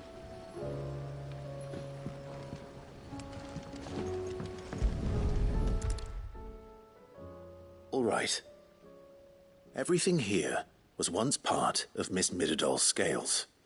Every piece has its own role to play, and each is just as important as the others. If even one of them is missing, the scales won't work. So let's think about what those roles might be. You already know one of the pieces, the body. Its role is to support everything else. But what of the others?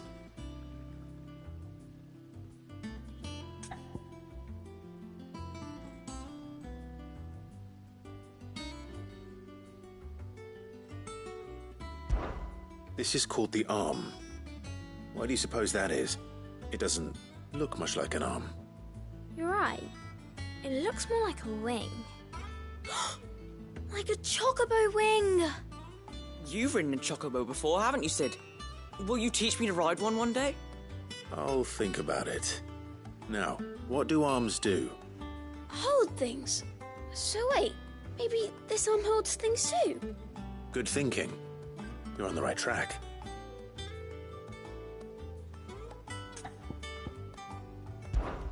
This tiny piece is what's called a cogwheel, or gear. Have you ever seen one before? I have. Miss Midadol's dungeon is full of them. Most are on the floor. She puts them in all her inventions. They spin round and round and round and round and... That's right. They're very useful when you want to make things move. Do you remember if there was anything on the scales that moved? I remember the arm moved when I tried weighing an apple. And then somebody ate it. Not my fault. You shouldn't have tried weighing it before lunch. We know what part's supposed to move and how it's supposed to move. So, let's put the pieces together first, see what doesn't move, and then stick the cogwheel to that. Not a bad idea. You see? It's not so difficult.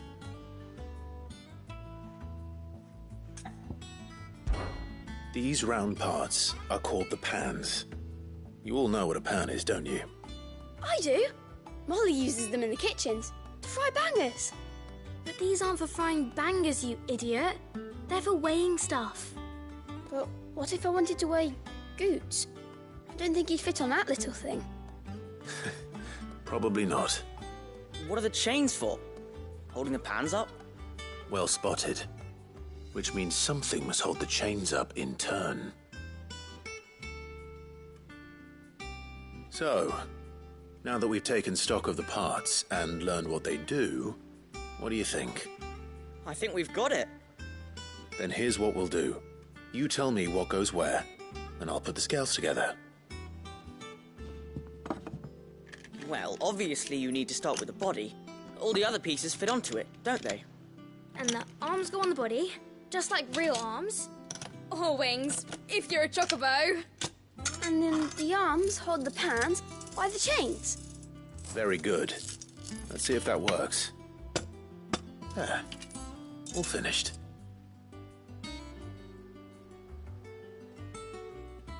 Yes! We did it! Well, with Sid's help. Oh, I just put the pieces together. It was you three engineers who showed me how. That's right. We're Miss Midadol's hares. Her hairs?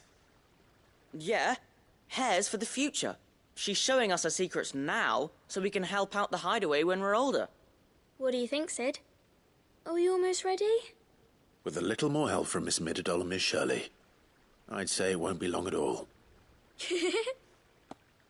You hear that? It won't be long. Until then, though, do try to be honest with Miss Shirley.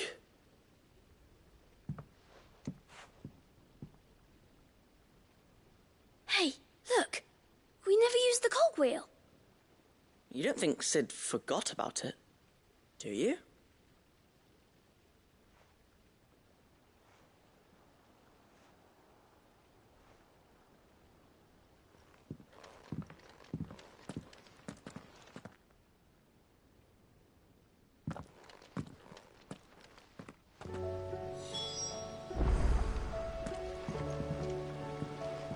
Didn't happen to forget anything, did you, Sid?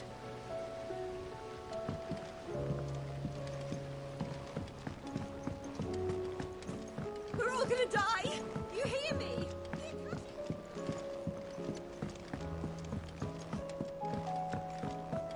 I heard the Emperor was impaled on his own.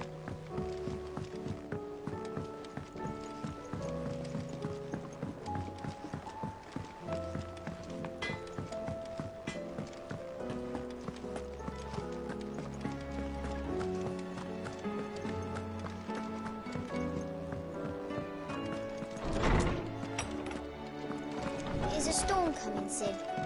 Will there be... Well, did you solve the mystery? It was as you thought. The children had the scales, or the parts of them at least. They dismantled them to see how they worked. Oh, no, Mid will have my head. Thankfully she won't. This might even have been her idea. Although I was the one who ended up teaching the lesson. I'm so sorry, Sid. I know how busy you are. I shall see that the children are properly punished. Please, there's no need. Mid seems to have taken the three of them under her wing. She's even calling them her heirs. She'd have them follow in her footsteps. And her father's. I see.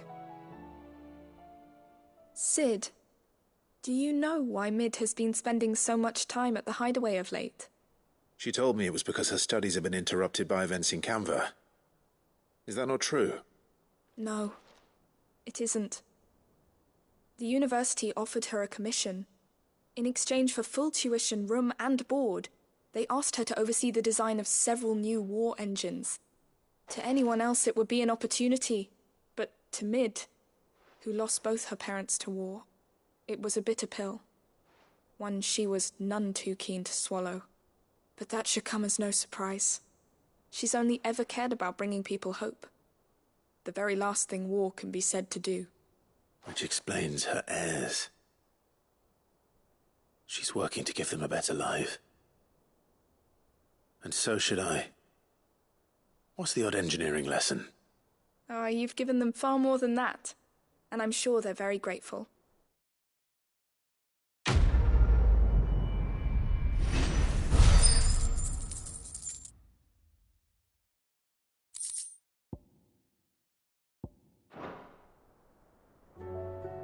If Mid is teaching my pupils her secrets, I suppose I should brush up on some of them myself.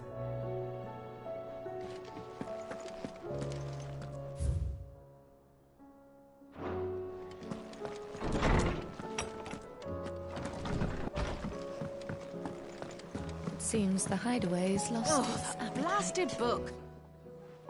Here, you put me in this situation, Clive. You can bloody well get me out of it. I need a hand with a recipe. Are you sure it's me you're looking for?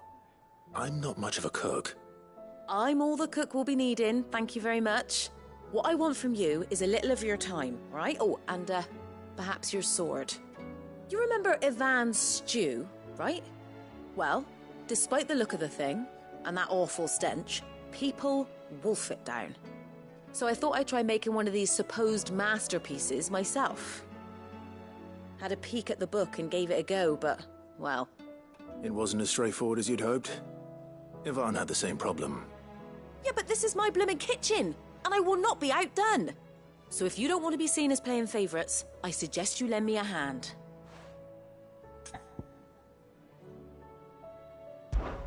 I've never been one to play favourites, Molly. And I would be only too happy to lend you a hand. So, what's on the menu this time? A fried mortress of skyworm. That's one heck of a name, innit? Recipe seemed easy enough to an old hand like myself. Thought I'd followed it to a T. Only, turns out skyworm livers and drake's mint are not what I thought they were. At least I hope they're not, given the rancid mess they made. Ivan said the recipes in the culinary pilgrimage date back centuries. Who's to say the ingredients even exist anymore? Well, that's a question for a scholar, wouldn't you say? Perhaps you know of one? Kindly old fella who haunts the shelves, maybe? Fine. I'll go and speak to Harpocrates. Perhaps he'll know something. And if he does, I'll see if I can find your ingredients for you. You do that. Lest we forget, you've got a reputation to uphold.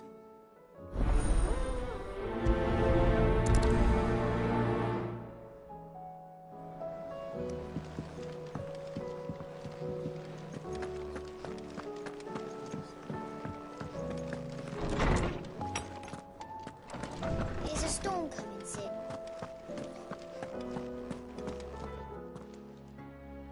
Lawsman Harpocrates.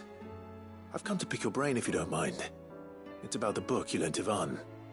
Ah, Valisthea, A Culinary Pilgrimage, a classic. One of my favorites, in fact. The young man did a wonderful job with the Chance's stew. I do hope we shall be able to sample more such marvels in due course. That's actually why I'm here. I don't suppose you know where I might find skyworm livers and drake's mint. Ah, so the fabled Sandbrequois delicacy is next on the menu. Delightful. The descriptions of fried mortress never fail to make my mouth water. Now, skyworm is a somewhat antiquated name for the wyvern, their ground livers being the paste from which the mortress is made.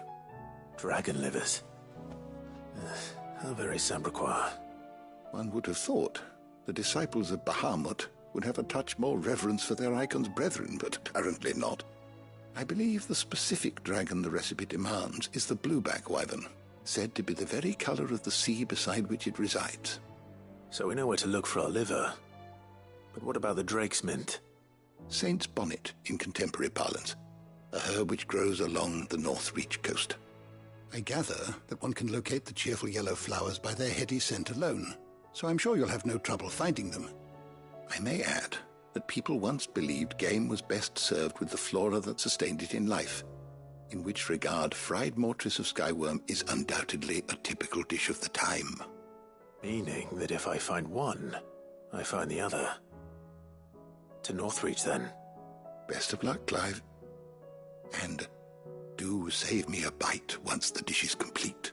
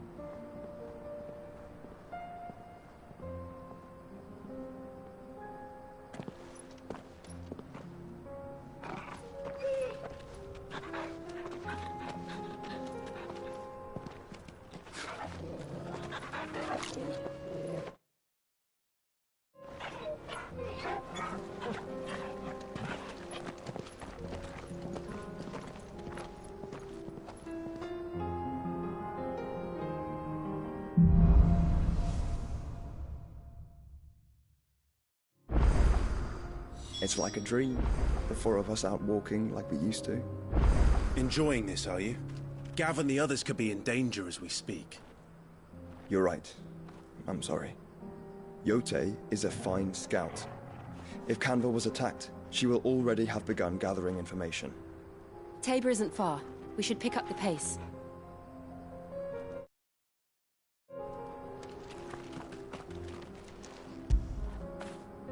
Fetch!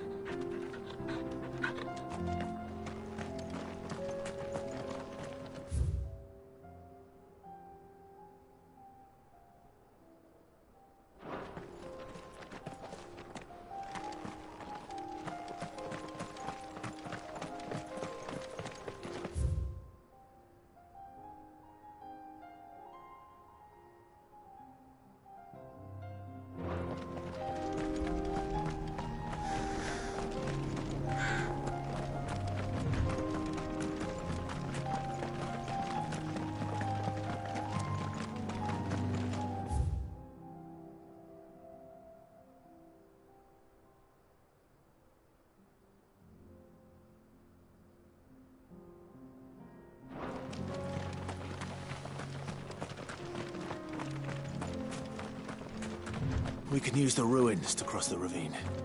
Assuming they will allow it, the Echoes have a will of their own.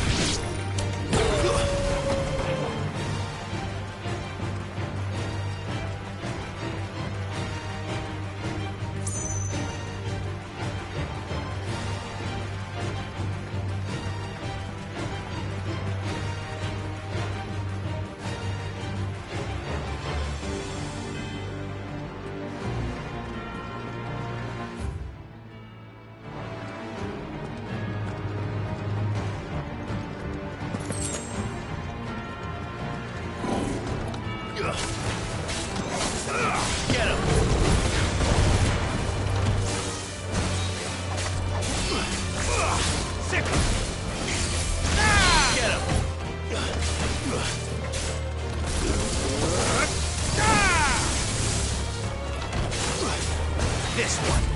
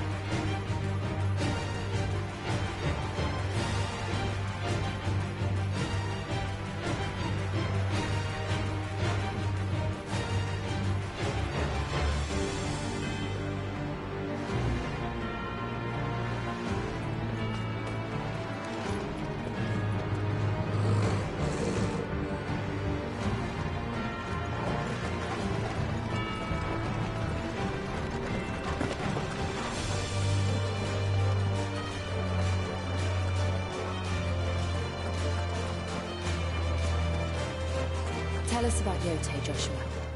She's strong-willed, loyal, and deadly with a blade. Much like Clive, but with better manners.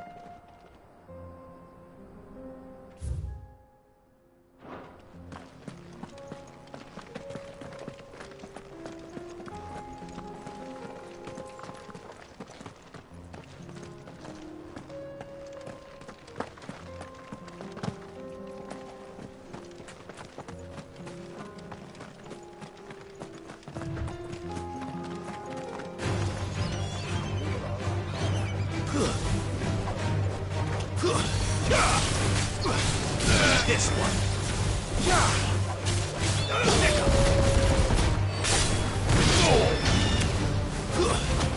Get him.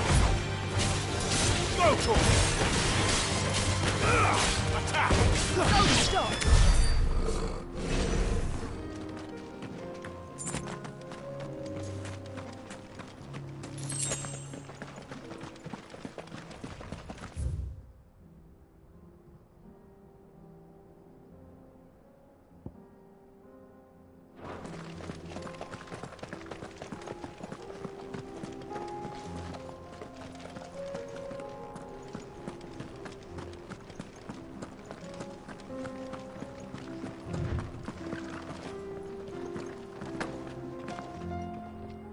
I do.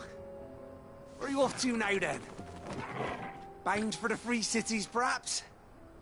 Oh, no need to say if you'd rather not. We all have our reasons. Ain't exactly feeling like sharing with strangers myself at the mo.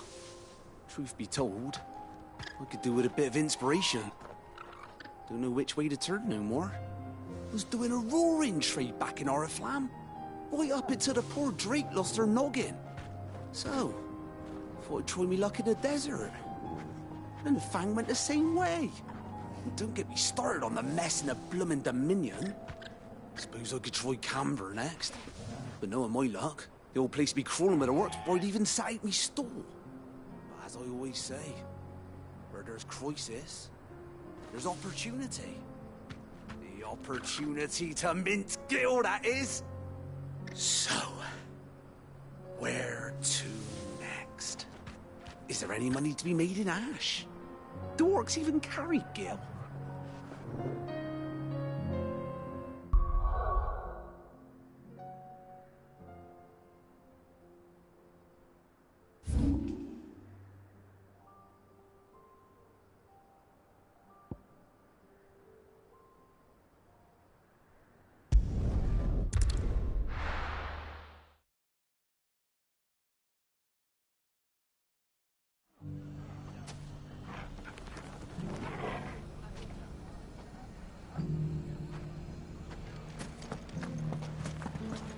The bandits may be no more, but look what they've left us. It shouldn't be too hard to find goods. The gentlemen of the town guard.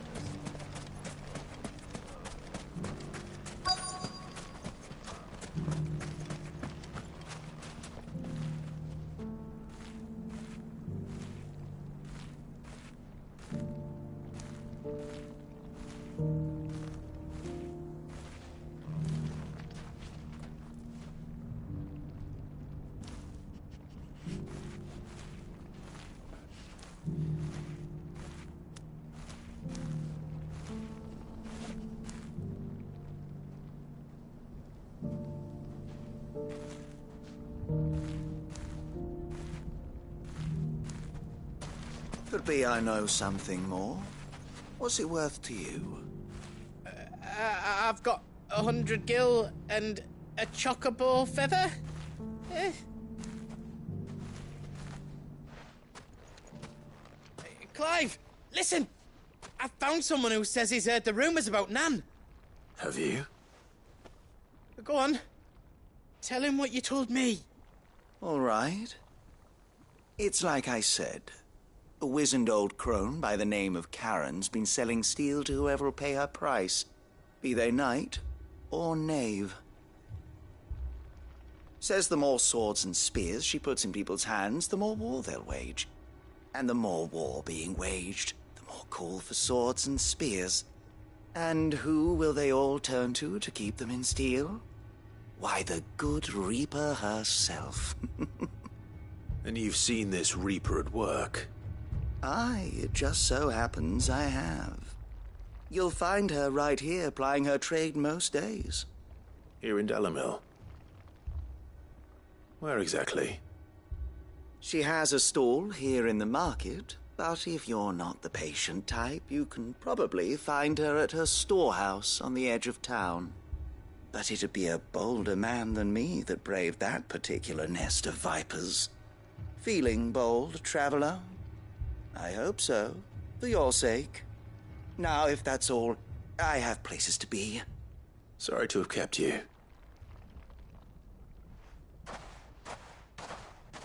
You don't think Nan's the Reaper, do you? Not unless she's discovered the secret of how to be in two places at once. Eh? What do you mean? Lady Karen hasn't left the hideaway in weeks. So who has been running this stall he spoke of? Good question. I'll go and have a look. And I'll visit this storehouse on the edge of town. All right, but be careful, Clive. You too, Goots.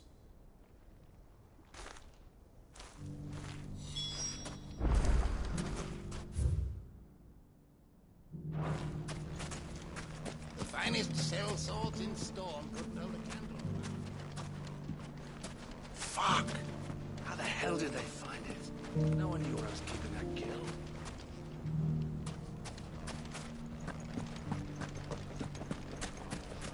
The gentleman of the town guard is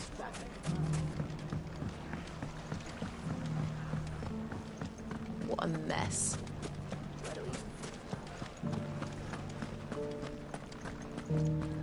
It has long been my habit to keep a watchful eye on the comings and goings around Dalimil. I shall continue to do so, that our people might be warned of any further attacks. I pray that you continue to play your part too, not of outlaw, but of hero to the hopeless. You fought very bravely. The safety of the town is in our hands.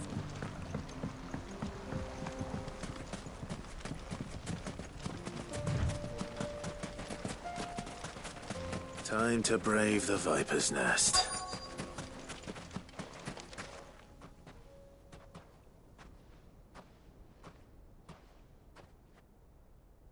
Just you, is it? Thought I might have laid it on a bit thick. It was a fairly unconvincing tale. So, what now? That's up to you. Die a slow death, or a quick one. Boys, he's all yours. But that sword is mine.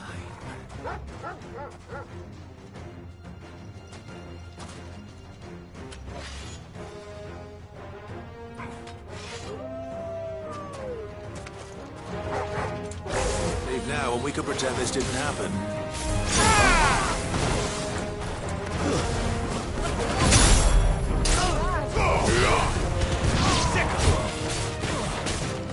This one.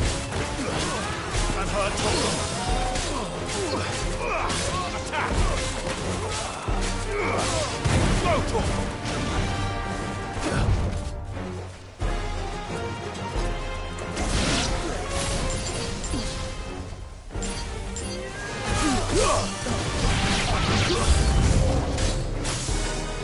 Get him!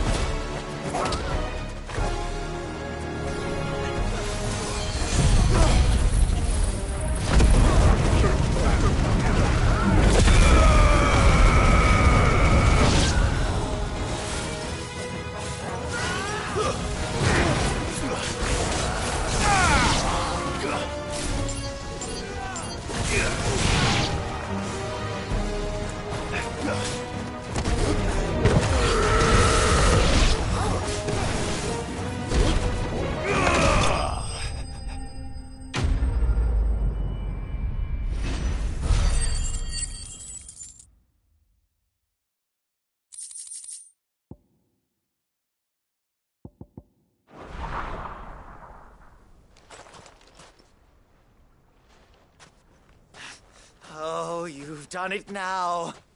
Go on. Tell me what I've done. When the Borgwyn finds out you've killed his men, he'll have your head. He only wanted that bull of a manservant, the dim one always clinging to Karen's skirts. You weren't even supposed to be here. Who the hell are you, anyway? What were you going to do to him? The Borgwyn wanted him to get to Karen. I was only supposed to point the lamp in the right direction once he arrived in Dalamil. But then you turned up. Well, go on then. If you're going to end me, end me. You're not worth the effort. Now be gone, before I change my mind. Fucking coward! I need to find Goots. Right now.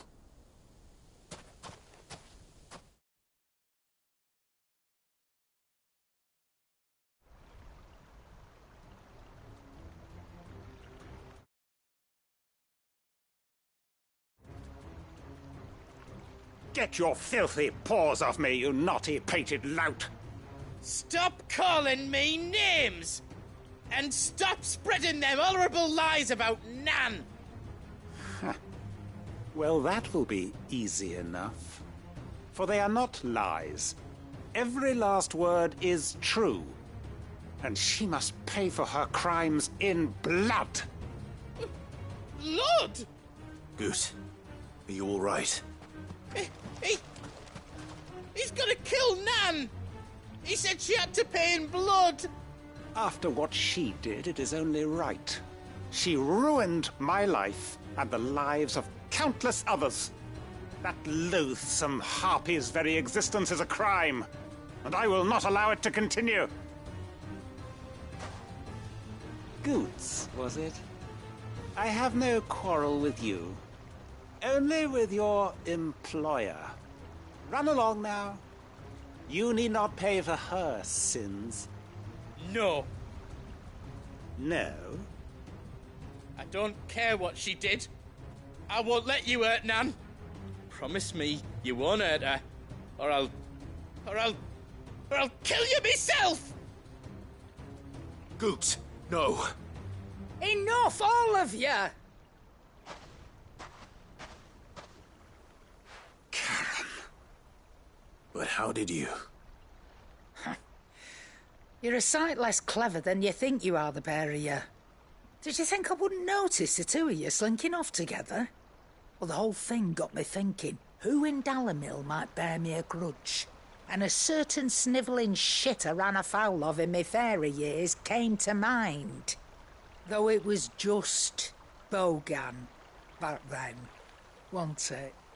I thought the years might have taught you some sense, but I see you're the same pants-pissing craven you've always been. What was it we called you? Wet legs? You bitch! Everything that happened, it was all your fault! And now you'll finally pay for what you did to me!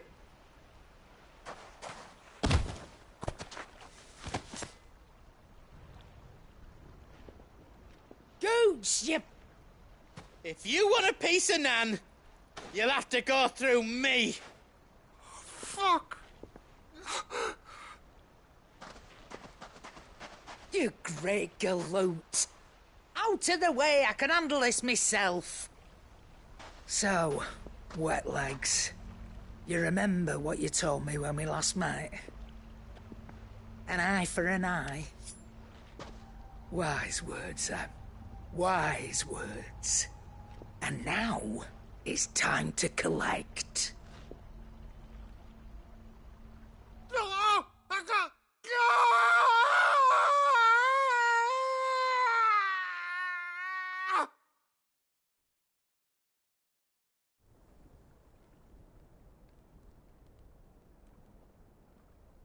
Sorry to keep you waiting. Is he... Dead? No. But I reckon he wishes he was. It isn't easy going through life one eye short of a pair. After all, I should know. You don't mean... Oh, don't tell me you didn't notice. Lost it to old Wet Legs back when we were working the same routes. Said I'd stolen from his strongbox. I'd done nothing of the sort, mind, but that didn't stop him taking his little revenge. So I took some of my own. Sorry, lost everything. His coin, his clients. Always knew he'd be back one day to claim his due. But he crossed a line dragging poor Goots into this. He didn't hurt you, did he? No, Nan. Still got all my arms, see? Legs too. But what if he comes back again? What if he does? First we take the other eye, then we work our way down. He'll learn his lesson soon enough. But something tells me the Wet Legs has learned it already. Right. Let's get you back to the hideaway. You've attracted quite enough attention already. Ta-ra, Clive. Remind me never to cross you, Karen.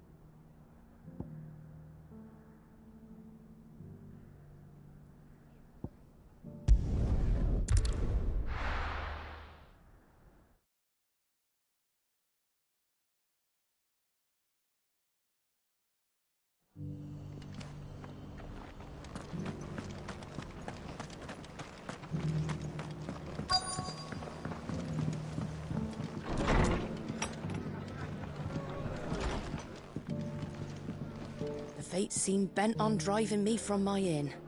But if they want me out, they're gonna have to try harder.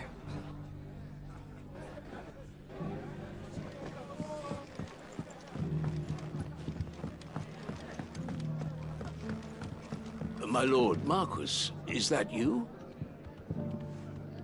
It is you. Then you received my letter. I am Sebastian Rutherford, chief steward of your lord uncle's estate. Of course. We met once before. Yes, my lord. Thank you for coming. And what was so sensitive that you couldn't put it in writing? 1,000 apologies, my lord. I did not mean to offend. I merely... It's all right. Continue. I am here at Martha's Rest, at the behest of your lord uncle, tasked with learning what I am able of the realm's current state of affairs. And what I have learned is grim. The fall of the Mother Crystals has left Storm in a state of utter disarray. The subsequent darkening of the heavens has only made things worse. Akashic attacks, once unthinkable, are now commonplace. The gears of governance have ground to a halt, and without a steady hand on the tiller, the realm threatens to drift into utter chaos. Your lord uncle, however, believes there is a way to avoid this fate, and is determined to see it set in motion. That sounds like quite the undertaking. It is. Hence my having enlisted the aid of several colleagues serving the 7 high houses. Alas... Alas. I have lost contact with 2 of those colleagues already. They are both able-bodied and trained in the sword, yet in these dark times, even that may not prove sufficient to keep a man safe on the road. So you want me to find them? I'll need to know where they went. One I sent to investigate the Republic, The other, the old imperial capital of Oriflamme. That doesn't exactly narrow it down. I suppose I'll start in Dalimil and work my way east. Thank you, my lord. I shall pray for your success and safety.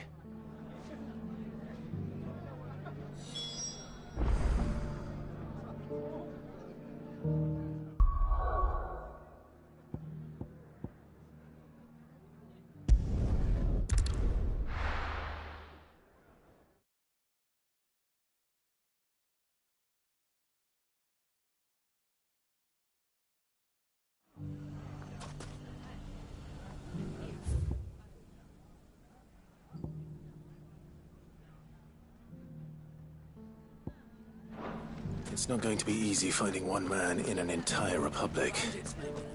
Let's hope someone here's seen something. Mummy? The gentleman of the town guard.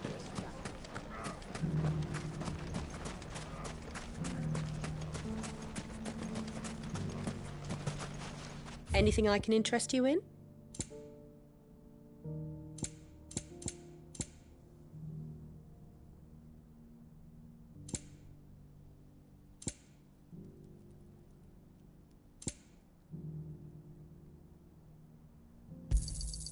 An excellent choice.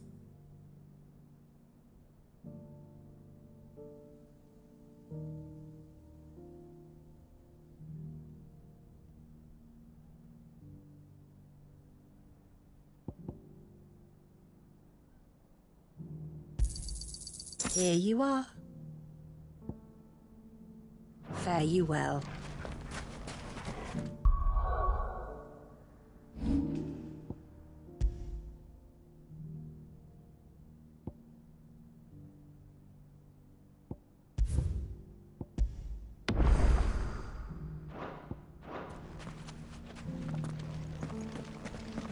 We haven't seen the last of those bastards, but when they attack again, we'll be ready for them.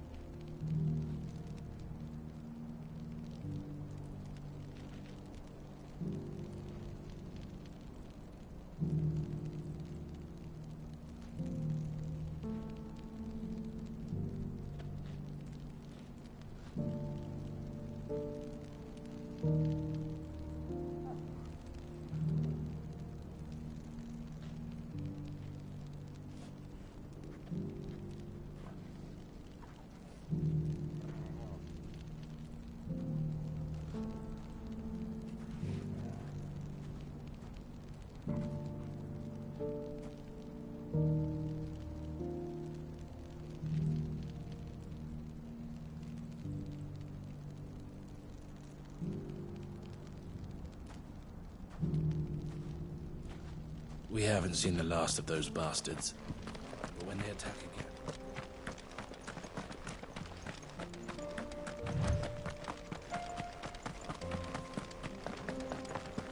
Someone's got himself in trouble.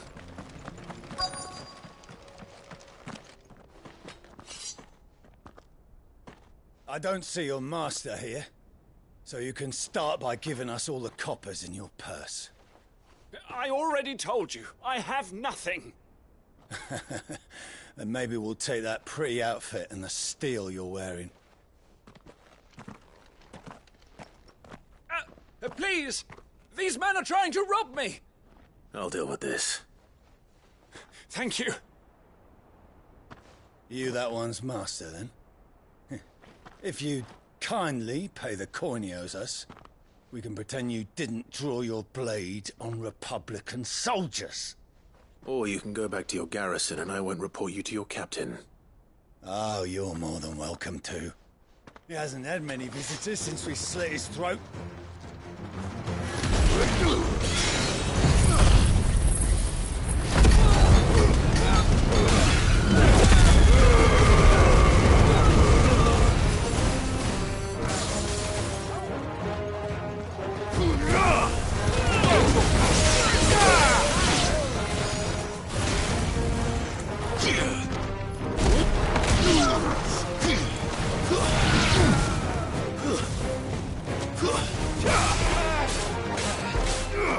This one.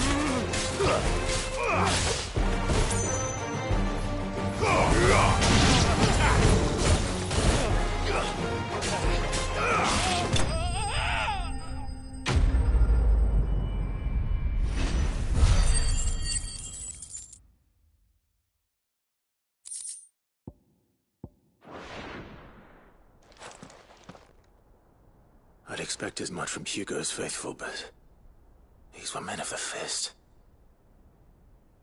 Much has changed in the Republican army since they lost their rock. You've seen this kind of thing before, then? Many times. I was sent here to observe the situation. You're one of Rutherford's men.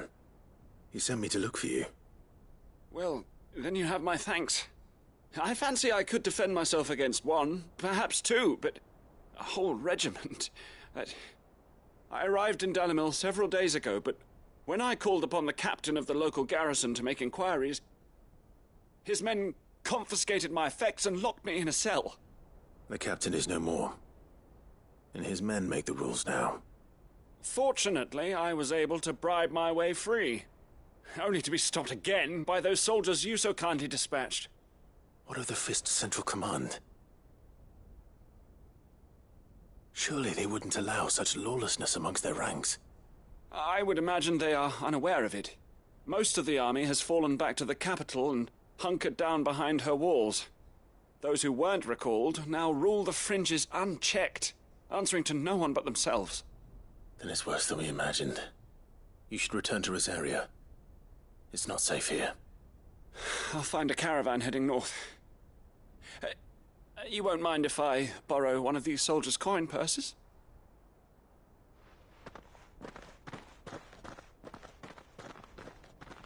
Not at all. Now, to find this second associate of Rutherford's. If he was bound for Oriflamme, I'll start at Northreach and see if I can pick up his trail.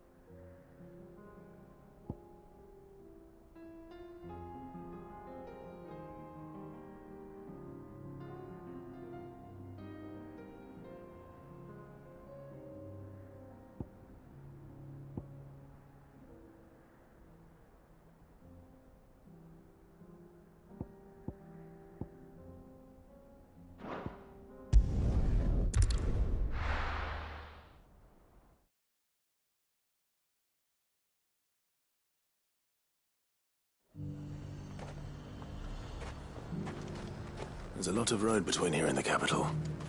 Rutherford's man could be anywhere.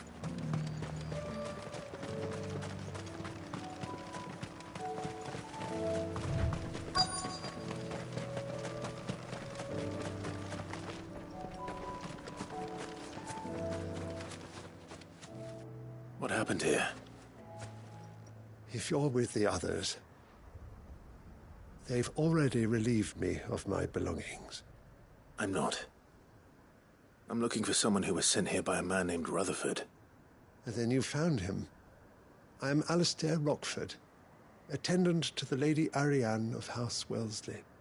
Of the 7 high houses of Rosaria. It's been a long time since last I saw my great-aunt. Is she well? My Lord Marquis?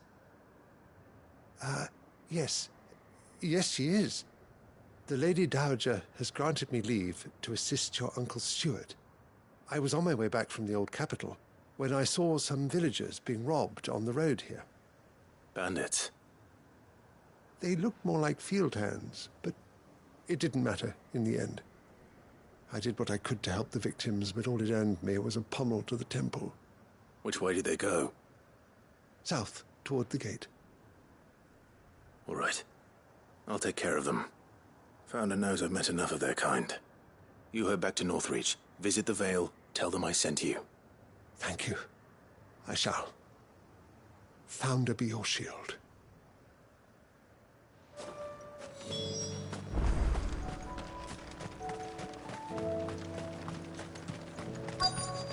They just couldn't resist, could they?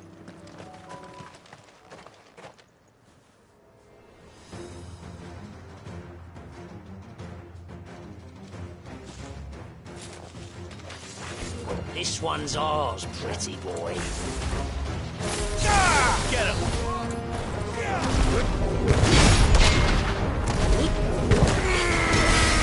All yours, Tom.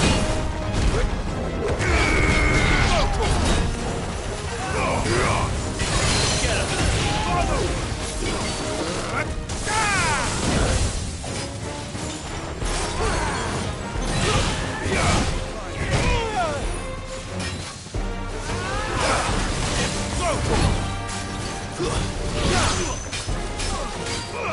Over here! Nice try.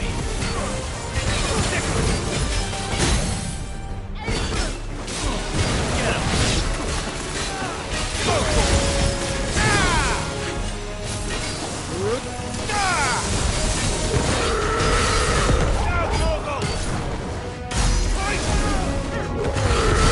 Over here!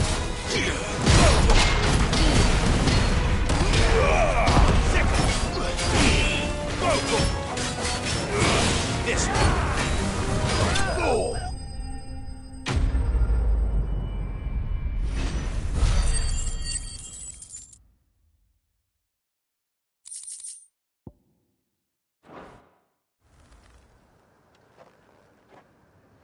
Make for the town while you can. There may be more bandits nearby. You don't need to tell me twice. Many thanks, traveler. This looks to be all of them.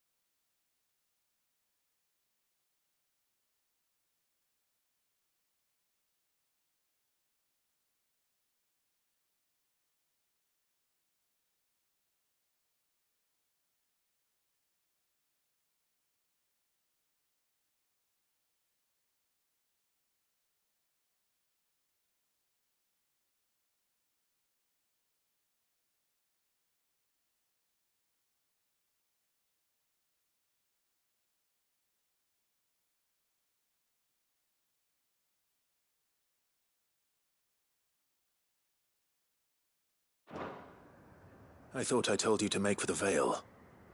And stand by as ill might befall the heir to the ducal throne. It's just Clive, and I'm fine.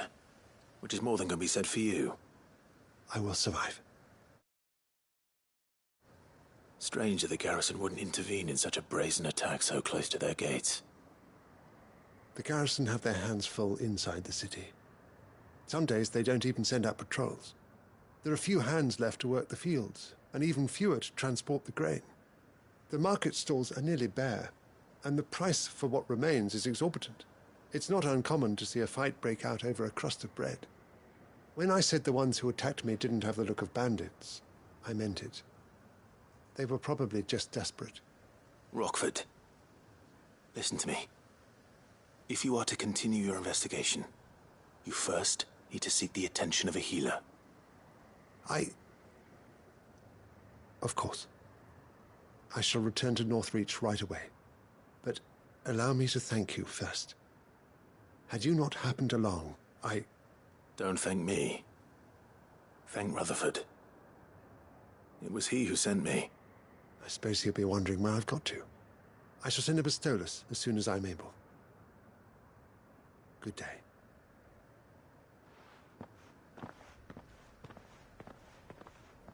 My uncle certainly has his work cut out for him. If it isn't already too late. I should go and tell Rutherford that his colleagues are still in one piece.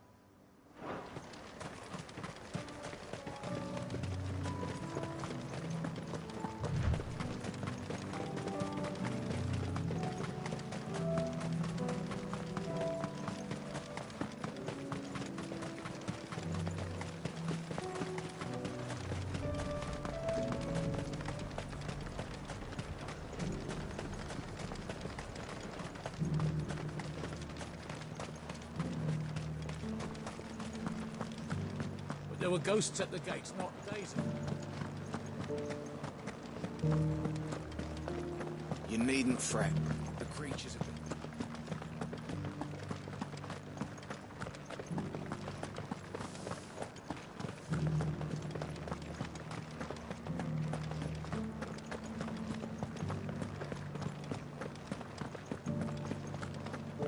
To the meadows, then. That's what they can.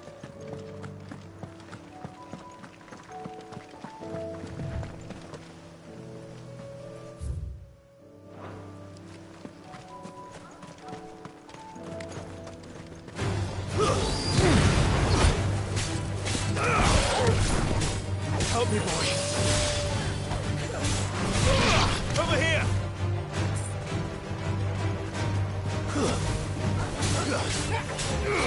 This one.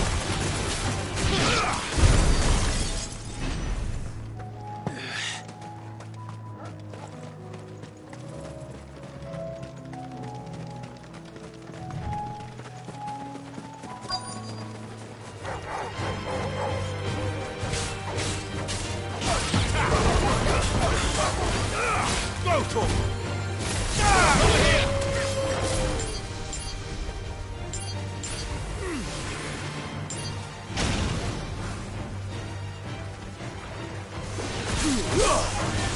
Soil and stone!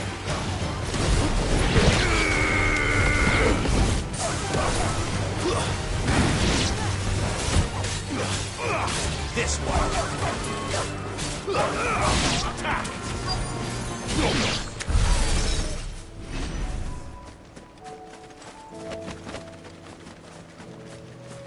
Hippocrates said I should be able to find what I'm looking for somewhere nearby. Bright blue dragons and bright yellow flowers. Should be easy enough to spot. We're not alone. This must be our wyvern. All right. Let's get this over with.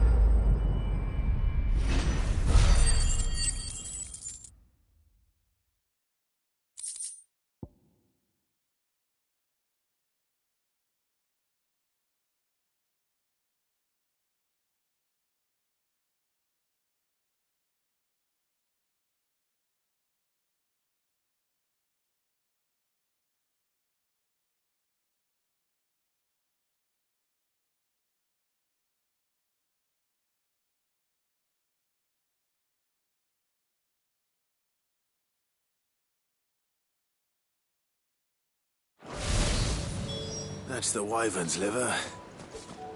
Now I just need to find the herbs. Bright yellow with a heady scent.